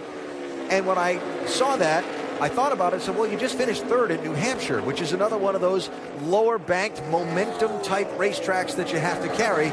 And here he is running well and running up inside the top 10. Well, that's what I said earlier. This is not the kind of track I would have thought that he would be good on, because the options are so much fewer than you see at bank racetracks. And he's good. He's proven he's good everywhere, though. Yeah, I think what he does is adapt to the situation and be willing to make changes. And I think that probably is what he was talking about more was that you just can't move around, let the car go. Yeah, even at New Hampshire, even though we talk about a pretty narrow track there, you do have options of moving around on that track a little bit. Maybe not all the way up to the wall like we see on some of the 1.5 and 2 mile tracks. But good race drivers figure out a way, and he knows that if he's going to race and win here, then he's got to adapt to the situation that is here at hand. Larson, the 21-year-old from Elk Grove, California, in his rookie season of the NASCAR Sprint Cup Series, and acquitting himself quite well. He's running in 7th right now behind another West Coaster, Casey Kane from the Pacific Northwest. Out in front, driver who has finished as high as 2nd here at Indianapolis back in 2005, hoping to be first to the checkered flag in 2014 at the Brickyard.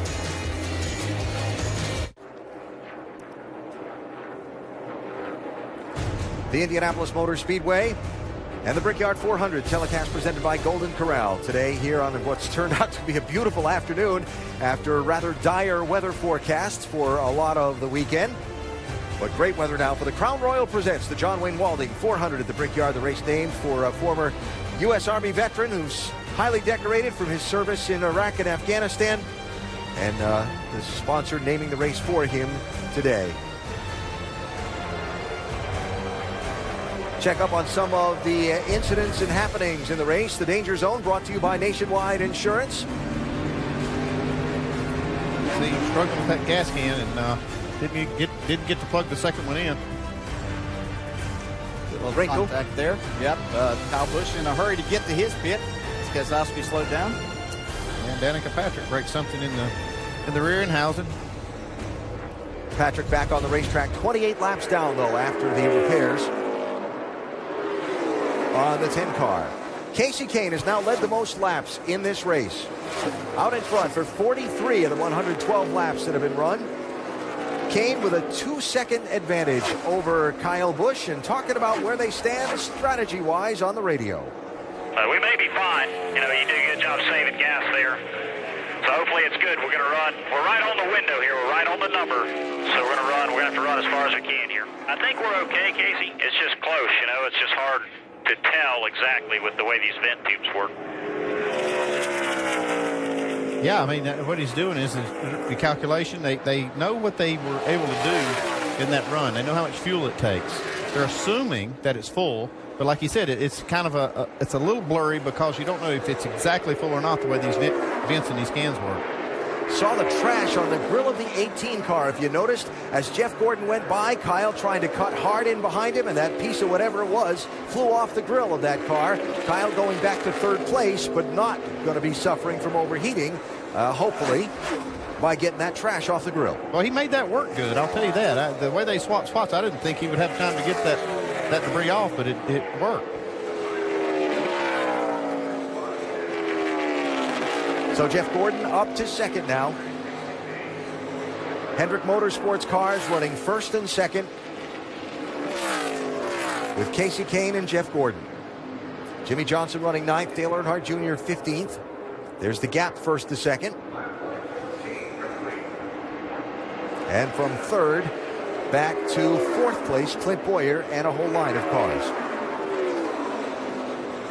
I've been watching some lap times of Boyer and Kevin Harvick. Seems that maybe, I don't think their cars are handling that bad because they're off quite a bit. I believe that they're in a fuel-saving mode right at this moment to get them to that next pit stop that's going to allow them to get to the end of this race.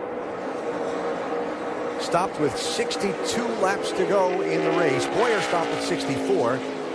But Harvick started with 62 to go, which would mean 2:31 lap runs if you got it all full on the last pit stop. And if we don't see anything that would extend the advertised distance with a green-white checker late. It's like Kenny Francis said, it's right on the number. And he's hoping his number's right. How about the call to get that 15 car to pit road just before that last caution came out and steal some track position, Vince? Boy, sometimes the yellow works for you and sometimes it works against you. Certainly fell right for Clint Boyer. You know, this is not what they consider to be one of their strongest tracks. So for him to be running fourth right now, they're very pleased. Said the car has actually been pretty good, but in traffic, it has just not handled the way it needs to. It gets way loose when he gets behind other cars. So that's the issue for the 15 right now. Otherwise, things are good. Dave?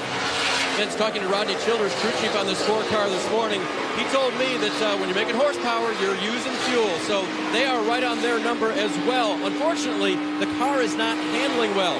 That has been their discussion. Kevin says the car is still tight. We need to try to do something different the next time we come down pit road than the adjustments we've been doing to it.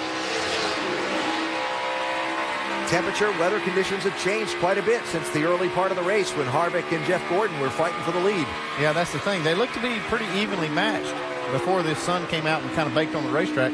Right now, Jeff Gordon has the best car. He's actually about a tenth or tenth and a half better than Casey Kane, who's running in first. So it won't be too long he'll be able to race some of that 2.1 second gap. Yeah, and a tight race car will cost you some fuel mileage also in the center of the corners. You try to drive through that and having to drive it a little bit harder.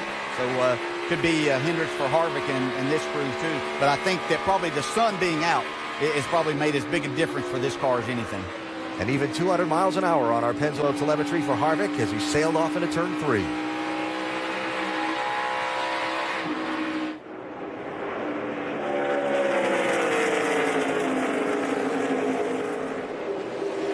Watching Jeff Gordon eat into Casey Kane's lead the last few laps around, Gordon's been about a tenth to a tenth and a half of a second quicker.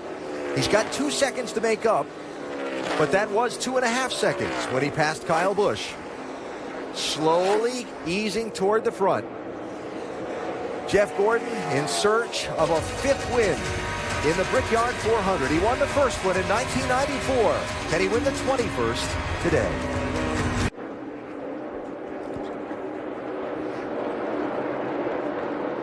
Just past 300 miles of the Brickyard 400 at the Indianapolis Motor Speedway. And a look at the biggest mover in the race, brought to you by the Sprint Unlimited Family Plan. Eric Almirola started last, all the way up to 16th place in a backup car for Richard Petty Motorsports.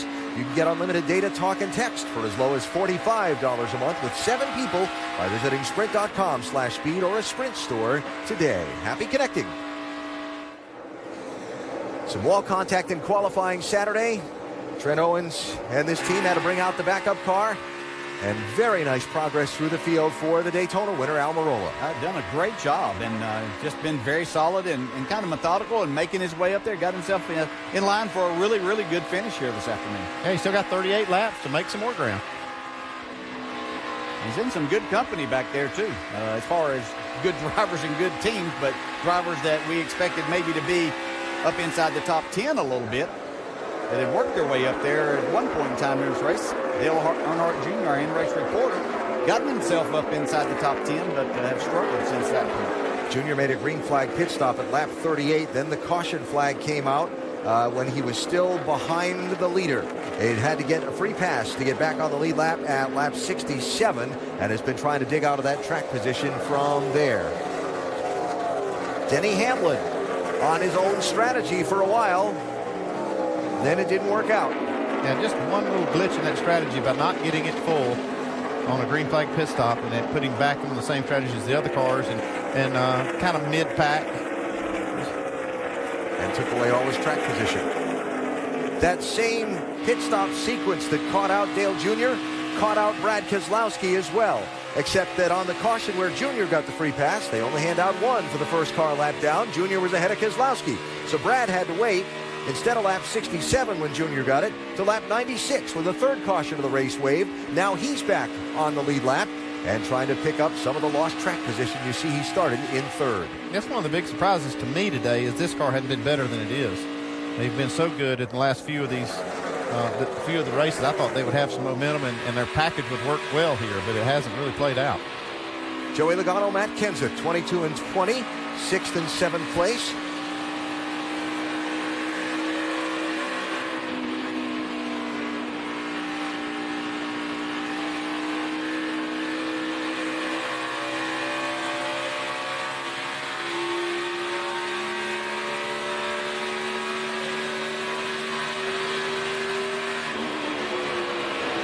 Logano has spent 10 laps in the lead of this race earlier. Todd Gordon, his crew chief, one of the first ones to call the alternate strategy of short pitting Logano to get to back time it from the finish, if you will, earlier. He ends up there, try a little maneuver to see if he might get Logano to hang out to the outside a little bit and he sneak in there, but Logano was having nothing of that. We're waiting to see now who can get on the pit road and have the basically the best fuel mileage. We're starting to get inside that window for the last pit stop. The sooner you can, the better, right? So we got 35 laps to go. So we'll begin to see all of the front runners drift in here in these next 4 or 5 laps. Then the question becomes, is there a caution that interrupts that sequence any, that gives guys who will pit before other guys a break? Andy, in your situation right here, if you're in that position, would you wait and get yourself positioned for a green-white checker at all, or are you just trying to win this race at lap 160? It depends on the situation. If you feel like that you have a good car, like the cars at front, the Casey Kane, Jeff Gordon, Kyle Busch, man, I'd be trying to hold on just a little bit longer. Hope the caution doesn't come out. Have a little reserve in case we have a green-white checker. But for cars that don't have a chance to win, like maybe some of this group right here, is to try to get, and here comes Montoya, but try to get on pit road as early as possible and hope a caution comes out. Rusty was going to have his eye on Juan Pablo Montoya all day. Got your eye on him now, R-Dub? Yeah, I really do. I mean, he's been having struggles all throughout the day, and hopefully he can make a little ground up right now. But I tell you guys, the thing I'm really concerned about that I got my eye on is this about lap 130, when everybody's due in for their final pit stop of the day. And boy, that's what we talked a lot about in the early broadcast. No mistakes, no mistakes. You got to be perfect. You said it, Alan, ain't the deal, everybody. That is the stop I'm watching. That's going to be the money stop. Let's see who has perfect pit stops, does not make a mistake, and gets herself in trouble. We saw it last year when Jimmy Johnson took on 4 instead of 2, lost big time. Let's see what happens this time. Here comes the race leader, Casey Kane. Headed to pit lane. What'll be with 33 laps to go in the race.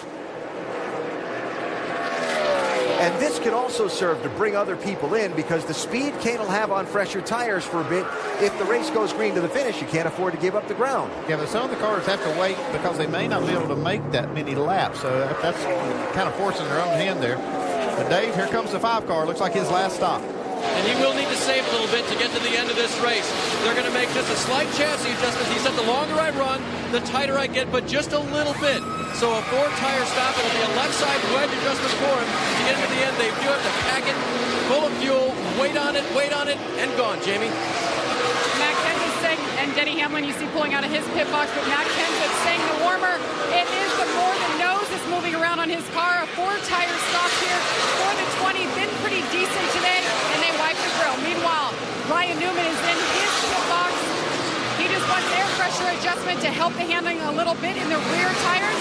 Wipe the grill for Ryan Newman. And Kyle Busch starts off a little on the free side, and as the run goes, he tightens up. So he wants a little bit of help. He said, if we're going to run out here by ourselves, I need to be able to hang on longer. So they'll tighten him up here. They're calling for a 4-tire stop here. Fill him up with fuel, pack him full of Sunoco fuel. There is the chassis adjustment, the right rear side. And they work on the left-hand side of the car. It'll be a 4-tire stop. Chassis adjustment for Jimmy Johnson. He has been so tight all day long. Chad tried twice to loosen him up, and finally in his last run, he was free off. Joey Logano from 6th position, a 4-tire change in air pressure adjustment. The car had lost its turn, but then it went and got loose on that particular run. That is what the air pressure adjustment's for. Carl Edwards was also on pit road from 13th position. Vince? They've not made a chassis adjustment on the 24 of Jeff Gordon all day long. They've had a couple of bobbles in the pit lane, but it's been nearly flawless everywhere else. A clear window shield for Gordon. It's going to be a 4-tire change. Now the second can of fuel is going in, a critical element there to make sure he's got enough to get to the end, and it's a clean stop. Dave. Kevin Harvick's car, remember, very, very tight. They wanted him to try something very different on this particular pit stop, so they're going to go back on their track bar and air pressure adjustments. They're going to add a wedge adjustment, so you should see wrenches going in both sides of the 4 car, plus a 4-tire stop, and the crew trying to hit it the best they can. He's stopping as late as anybody right now in that lead pack. Had been running in the 5th position. They'll make sure they get a full load of Sunoco fuel in this time and try to take him to the end with 31 to go. Jamie? On the last pit stop, Brad Keselowski had that right rear damage. They were able to fix it, so this time they were able to save some time on pit road. The car handling is a little bit better. He's down and away.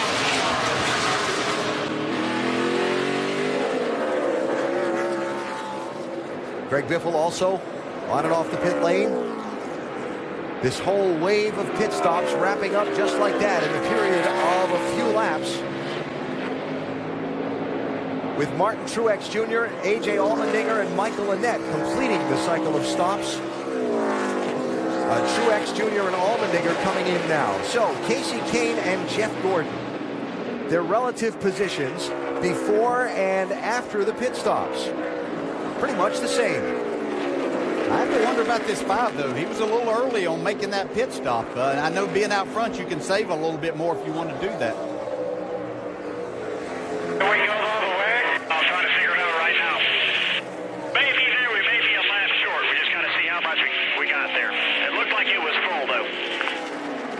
Yeah, there's some question marks on whether the 5 car can make it to the end. Now, they only went about, 29 laps on that run.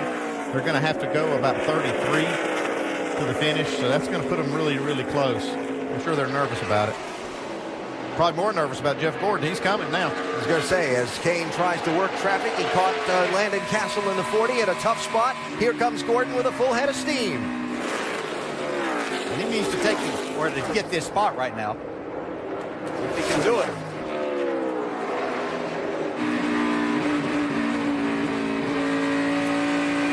Casey doesn't want to give it up, does he? No, he sure didn't. He had Gordon pedaling the throttle right there, and you could see he was able to stretch out just a little bit.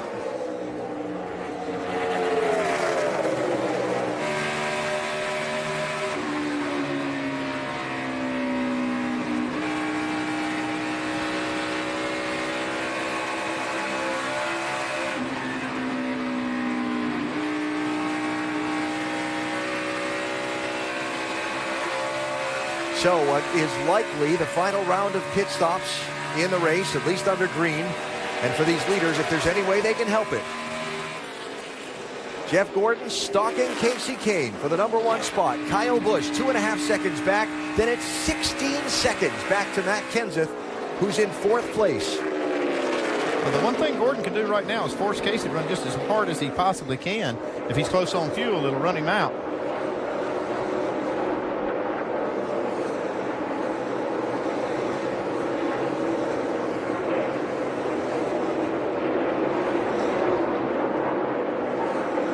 Difficulty of passing, though. Kane can't afford to let Gordon go by just to save some fuel, even because Gordon is shown to be probably the best car here, even though Casey has been able to lead the most laps.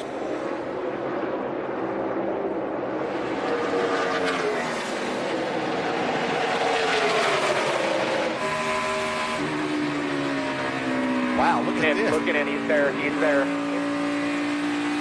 Yeah, but look at Casey power up on the outside like that. That's pretty strong, too. That's something we've seen Jeff Gordon do all day, drive that car deep into the corner. And is it so evident how bad he wants this 5th win here at Indy? Yeah.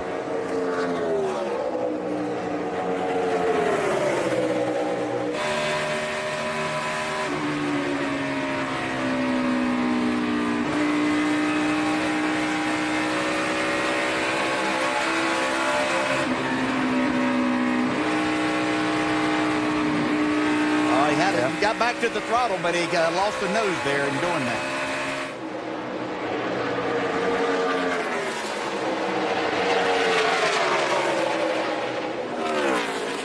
.26 to go.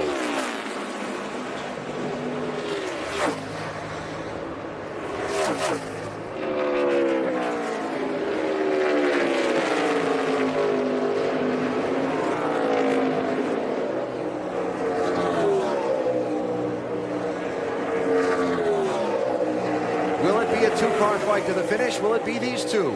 Will a caution come out, change the picture completely? Jeff Gordon continuing to hunt the lead. Casey Kane continuing to hold him off. Baseball tonight on ESPN in one of the game's best rivalries, the Dodgers and the Giants. In a tight fight for the National League West lead, the Dodgers try to sweep the Giants for the weekend after Clayton Kershaw's gem last night. Jake Peavy, newly acquired, pitching for the Giants tonight. Sunday Night Baseball presented by Taco Bell, 8 Eastern on ESPN and live on Watch ESPN. Casey Kane trying to shut out Jeff Gordon here from the lead in the Brickyard 400. 22 laps to go. The picture exactly as it was when you left it. About the same gap between the two. Now they're coming up on some lap cars. Caution out. Slow car on the racetrack that's going to stop and not make it back around to the pit road. It is Ryan Truex in the 83. He coasted down the front stretch out of power. You're not going to coast all the way back around here. Same thing, won't run past 3,500. And that is a huge reset button pressed on this race.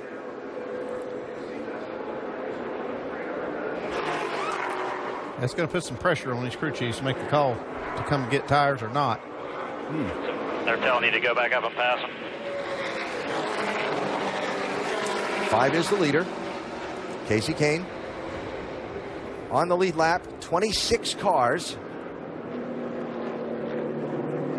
There'll be 20 laps to go when they come to the opening of pit lanes. Some will take tires, certainly.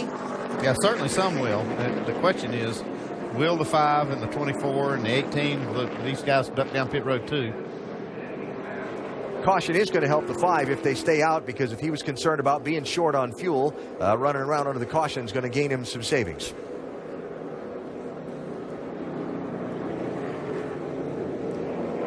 I'm sure there are some interesting things on the radio of these race leaders. 5's too short, 4 good, so just safe. Just keep thinking about it. We got to find a way here. You can do this. Alan Gustafson to Jeff Gordon.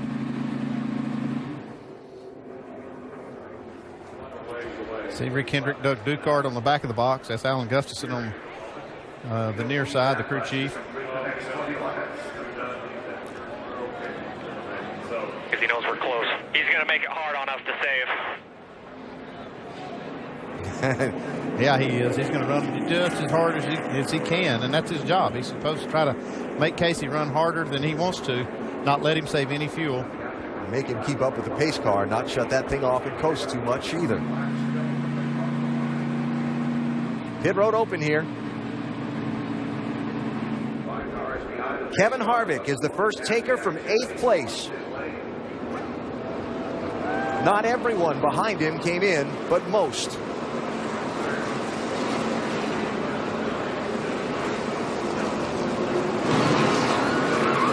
Car Jimmy Johnson in. They're going to make a chassis adjustment. Jimmy had just run the fastest lap he had run all day long. Right side tires trying to get him nailed down. There's Clint Boyer in the 15 car. They were worried about overheating. You saw him just clear off the grill there. They had some debris on the grill. Changed right side tires. Dave? Kevin Harvick started the run on the splitter, and that's why they wanted to make that wedge adjustment to try to get the car up off it. Actually ended up a little bit loose off, and they at the late moment changed to just a right side tire stop. That's because about everybody else behind them did. The advantage of being all the way down at pit exit for Rodney Childers. We'll see where Harvick lines up for the restart. He pitted from 8th place. 20 laps to go in the Brickyard 400. Hang on.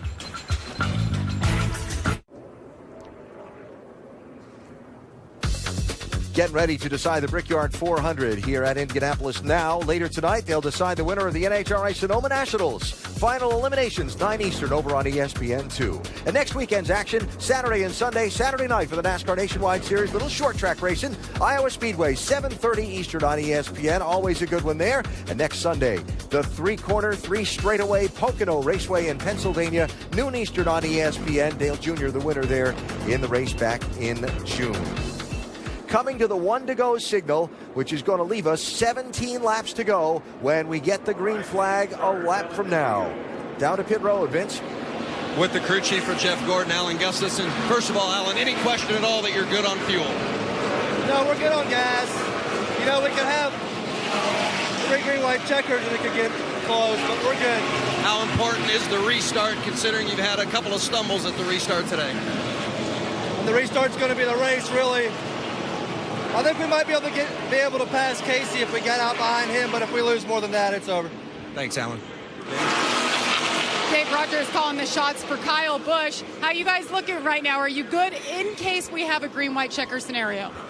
Well, it's all going to depend. We're close. We got a little bit past the advertised distance, but depends on how long the cleanup is. So it's a gamble, but we're all in the same boat. All right, let's go over to Doc. Darian Grubb, the miscue on fuel, you thought you guys might be out of it. Now you're back in it. How much of a car, how good of a car do you have here these final few laps? We got a really good car. I'm just hoping Denny's able to pull it off after we messed it up there in the middle of the race for him. But right now, we at least got a shot at it. If that caution came out, starting 5th with a good car, so we'll see what happens. And Alan, Denny Hamlin likes what he's got. Denny ran up from 14th to 6th in the running order during that last round of green flag pit stops. That's where he gained all the track position. So Kasey Kahne going to try and hold off Jeff Gordon, Kyle Busch, and the rest of them on this restart. Keep saving as long as you can there. I will. My tires are filthy. Try to get them cleaned up the best you can, obviously. Yeah, that's the one thing about trying to save fuel under caution. It's hard to keep the tires clean. You heard Alan Gustafson say it. This restart will be the moment of the race. The moment of the race brought to you by Dairy Queen. Pun intended. Going to be a blizzard of activity right here. Here we go. Pace cars off. 17 laps to go at the Brickyard. Jeff Gordon's really going to have to take the lead from Kasey Kahne, because if he doesn't, he's probably going back to at least 30.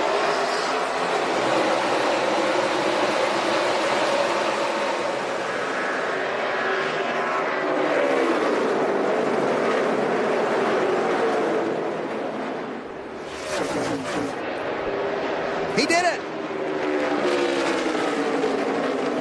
And it's Kahne that goes back to 3rd and maybe 4th. That's what I say. Now it's put Kasey Kahne on the defensive. Here comes Matt Kenseth 3 wide. And look at Hamlin. Hamlin passed both of them. Well, that's using the draft to perfection there by Denny Hamlin. Got himself in a spot. Trying to go win this race. Denny Hamlin up to 3rd. You have to wonder there with that restart, did Kasey Kahne not get his tires cleaned off enough to make that car stick and keep the lead? In one lap, he went from 1st to 5th.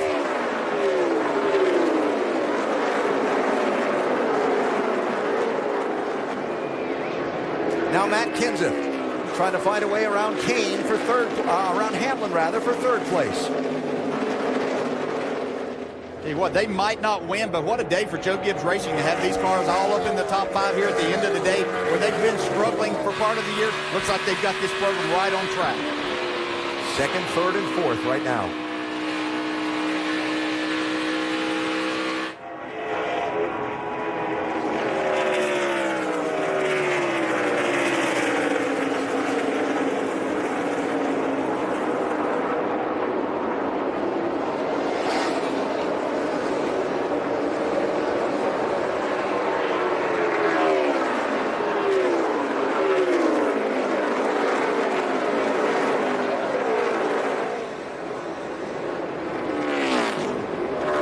So the restart, a disaster for Kasey Kahne.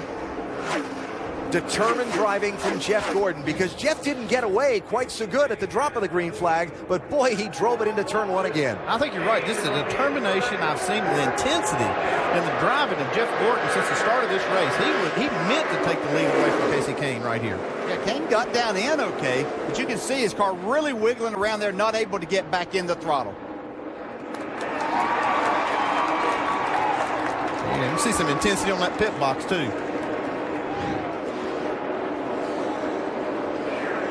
Now, I think this whole thing started with Kasey Kahne. We said it back whenever he pitted a couple of laps earlier than Jeff Gordon and other Hendrick teammates, that they put themselves in a position of just having to worry about fuel so much. Kasey was riding around out there having to save so much fuel under that caution that he didn't get his tires cleaned up. I see with the engine turned off, the power steering doesn't work. You obviously can't drive the rear wheels to clean the rear tires off. That's what happens, and it just starts collecting all the marbles off the racetrack. Didn't get them cleaned up. 1.2 seconds, the lead from Jeff Gordon back to Kyle Busch. And then from Kyle, a similar distance back to Denny Hamlin in third. It was over to Jeff Gordon's charity bowling tournament that he runs here in Indianapolis every year. His foundation always to benefit the Riley Children's Hospital in Indianapolis. And Jeff has all the children who are being treated for cancer and the doctors and nurses who treat them over, and raises a lot of money for the cause for 13 straight years now. And I spoke with Jeff about his season so far, and he talked about basically the same things that Ray Evernham talked about in our Professor Ray piece on Countdown earlier. Great cars, great engine, a great pit crew, and the communication between he and his crew chief Alan Gustafson and the confidence they're showing back and forth in each other is as good as it's ever been. And that's why he's leading the championship standings. He said, I want a couple of more wins going into the chase. You're going to have to be able to win this championship, but I feel great about our season so far. You know, I think what I see and get from Jeff is a determination there, because you started to hear some things. And Andy, I'm going to go back to a time that you went to Richard Childress Racing with Dale Earnhardt. People were starting to talk about Earnhardt. Maybe had lost a little bit, didn't have that determination, desire. He had made too much money, won too much. And I think Jeff's heard a lot of those things. Earnhardt and you certainly proved people wrong, and I think Jeff's out to do that too. Yeah, I knew when I went to overtake that job that he wasn't finished winning, and I'm pretty convinced that Jeff Gordon didn't either. I think he may have another championship in him. Vince is in Jeff Gordon's pit. You know, Jeff Gordon has won this race 4 times before, but his crew chief, Alan Gustafson, has never been part of a win at the Brickyard. And he told me this morning, I want this race more than any other. This track is the pinnacle. It's the world stage to me. And regardless of your discipline of racing, it's special to win at Indy. I've never done it. I want it. And I believe we've got a chance to do it today. So that's why you saw that emotion from Alan Gustafson when Jeff Gordon had that restart and took the lead from Casey Kane. It means the world to the crew chief, just like it does the driver. Jeff Gordon leads everything here at the Brickyard, including today's race. One of just 2 drivers now that have been in every one of the 21 runnings of the Brickyard 400. Bobby Labonte, the other, in the field today. Just have a hard time thinking of a time that he wasn't here in the mix running well and things going for Jeff Gordon. Obviously winning that first one was tremendous for him and for the sport, for this speedway, for everything. And having an outstanding day here today. Which was the one, was it when Menard won or when McMurray won, when Gordon was chasing him down on the fresher tires in the late laps, and Paul was trying to save fuel, and he charged and charged and charged and came so close and fell short. Just so good here, and when even times he's won a couple of, maybe when he didn't have the very best car. I chased him down here one day, thought that I was going to beat him for sure, but he finds a way to keep you back there to get the job done. Not just me, but plenty of others that have tried that too. He's just a master at this track. 10 laps to go. If you're a numbers fan, recent history says the guy leading with 10 to go is going to take home the trophy and kiss a brick. We know this is racing and things can happen, but for now, Jeff out in front and building on his lead over Kyle Busch. It's up now to a 2.5 seconds. It's a 2.5 seconds, but this again has been an outstanding day for Kyle Busch and this team. They didn't have the car at the beginning of this race. Of course, the track changed a lot. I think that came to them probably with their setup a little bit and then making a few changes and the determination of Kyle Busch. Yeah, if you look just behind him, too, Denny Hamlin, having that miscue that put them basically mid-pack. They were running 14th or so when that caution came out, and you got to give Darian Grubb a lot of credit for making another move here. He left him on the racetrack while those other cars pitted and took that track position to put himself up there to take a chance at getting up in the top 3 or 4. Here he is running third. Great rally for Denny Hamlin and that team today.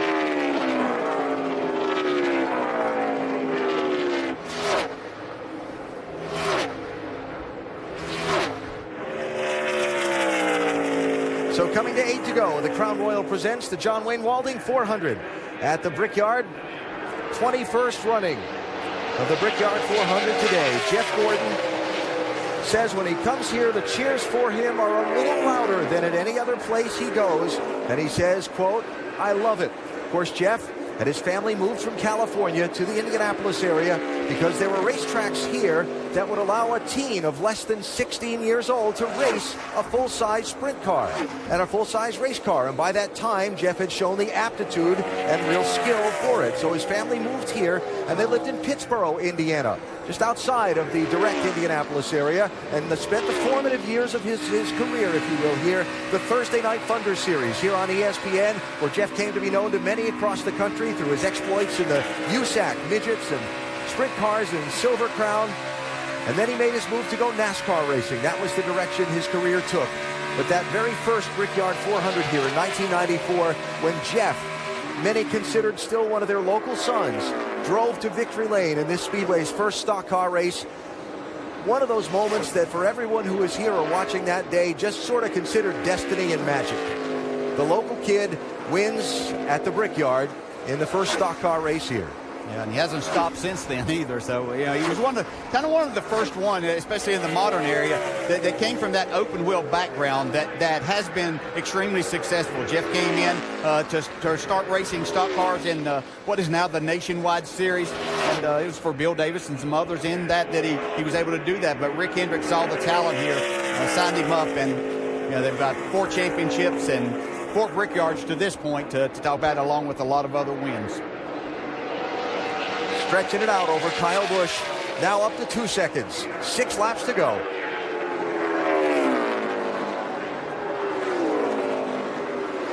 Yeah, Dale, it's a favorite saying of yours that the big drivers and the big teams win the big races on the big stage. We talked about at the top of the broadcast how this is the most challenging track a driver can face. And Andy, what a stressful day that this is on the crew chief to get the car prepared right and call the strategy right. And for Jeff to be facing a 5th win in this race and at this place, that's a statement all in itself in that context. Yeah, it really is, and certainly has to put them towards the top as we talk about championship contenders this year, because when you do perform here, that means you can go all of these other places. But just talk about what a champion that he is and has been over these years, and how he gets up for this 5 race, to go here, and the job that he does. And you know, Will, as we ride along with him here, yeah, there's only 5 laps to go. He's out front.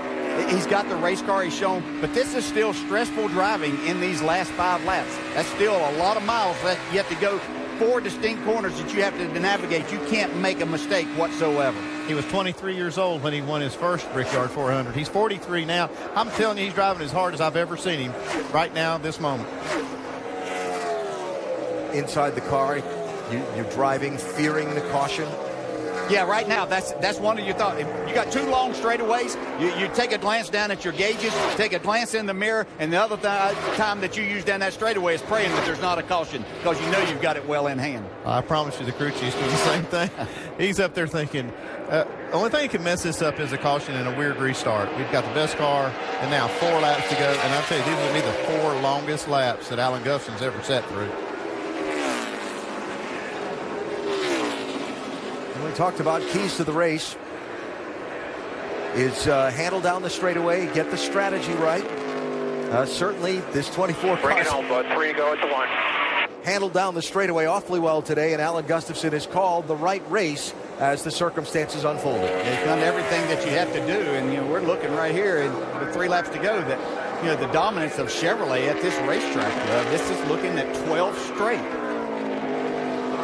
I was with Alan Gustafson in the garage area this morning. He was standing right over that car and had this extremely concerned look on his face. And I walked up to him and I said, "Looks like you got a great chance today." And he said, "Yeah, I know." He said, "I just hope we get it right."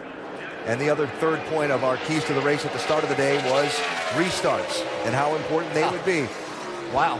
And he did it from the outside. I mean, that was just so impressive for Jeff Gordon to dig down in there, knowing, and he knew in his mind, if he did not take the lead as I stayed there, that he was going to fall back and probably wasn't going to be able to make that time up and go get the leader.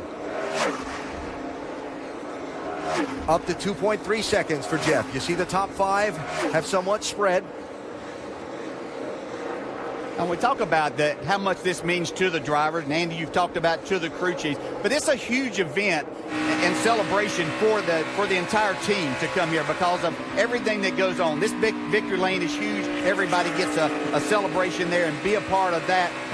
The ceremony afterwards to go out and kiss the bricks and all of that. So it becomes a huge team effort, and everybody gets that celebration that maybe you don't at a lot of other places.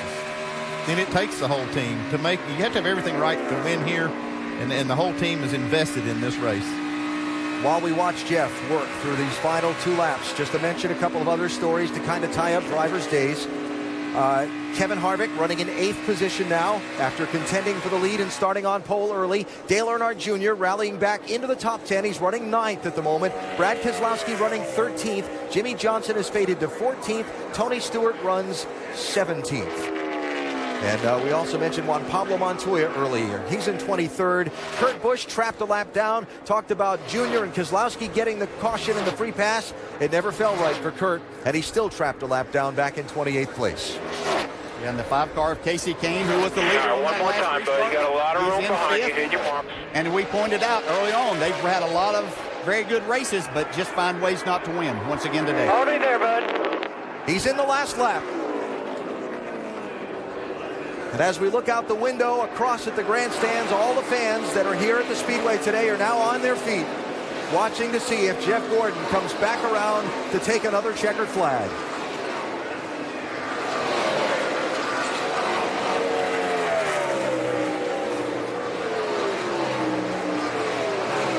Final corners.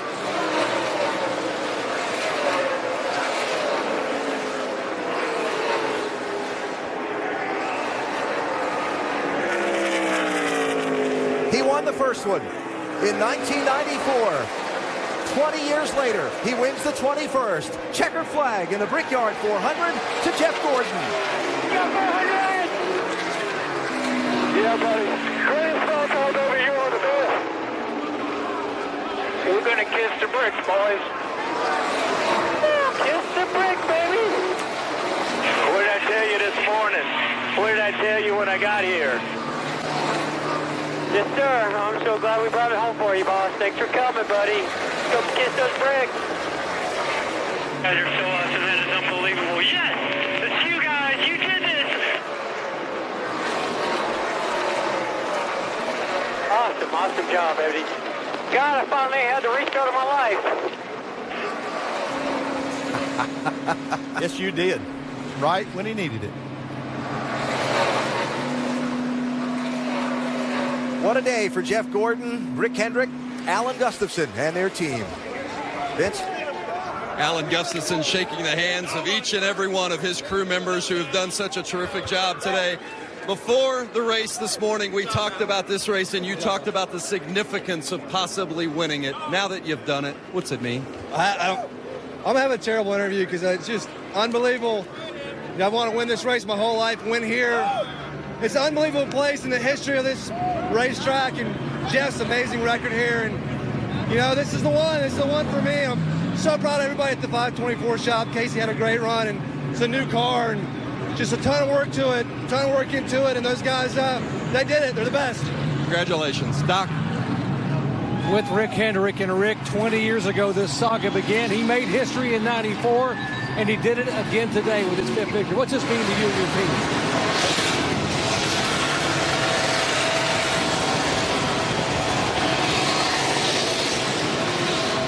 I told him.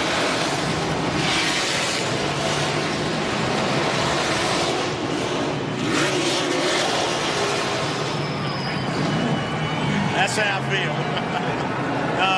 You know, I told him this morning, I said, this is your day. And he's been so good on the long runs at every track, and he gets around this place so well. But for him to break that tie, it's pretty special. And we're a little bit older than we were 20 years ago, but it's a great win. And this is what a way for Jeff here in Indianapolis, where this is his home track. And I remember even the first one, how good it felt. This one feels just as good. We'll let you go, my friend. You have some bricks to go kiss. Go celebrate. Okay, thank you, Jerry. Alan? The fours have been good for Jeff here at Indianapolis. Won the race in 1994, 2004, 2014. If you like numbers, those are pretty good ones. And the biggest number of all for Jeff, 5. 5 wins at the Indianapolis Motor Speedway. Incredible.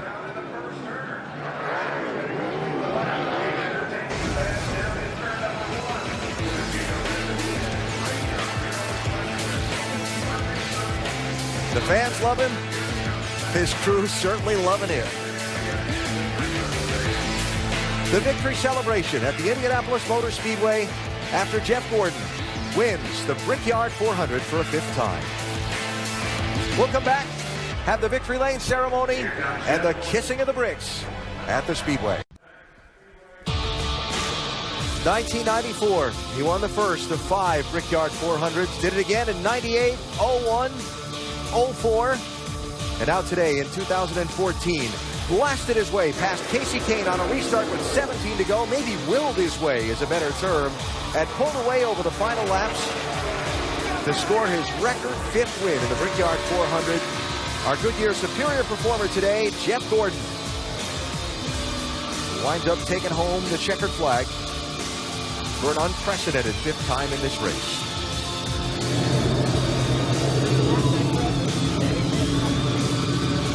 The 9th win here for Rick Hendrick.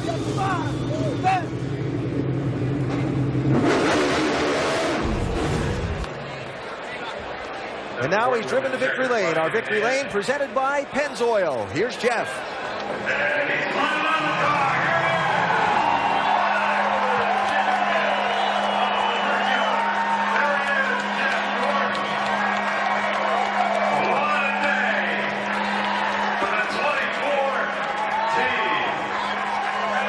NASCAR's first 5-time winner of the Brickyard 400. Jeff Gordon getting some celebratory kisses from the family.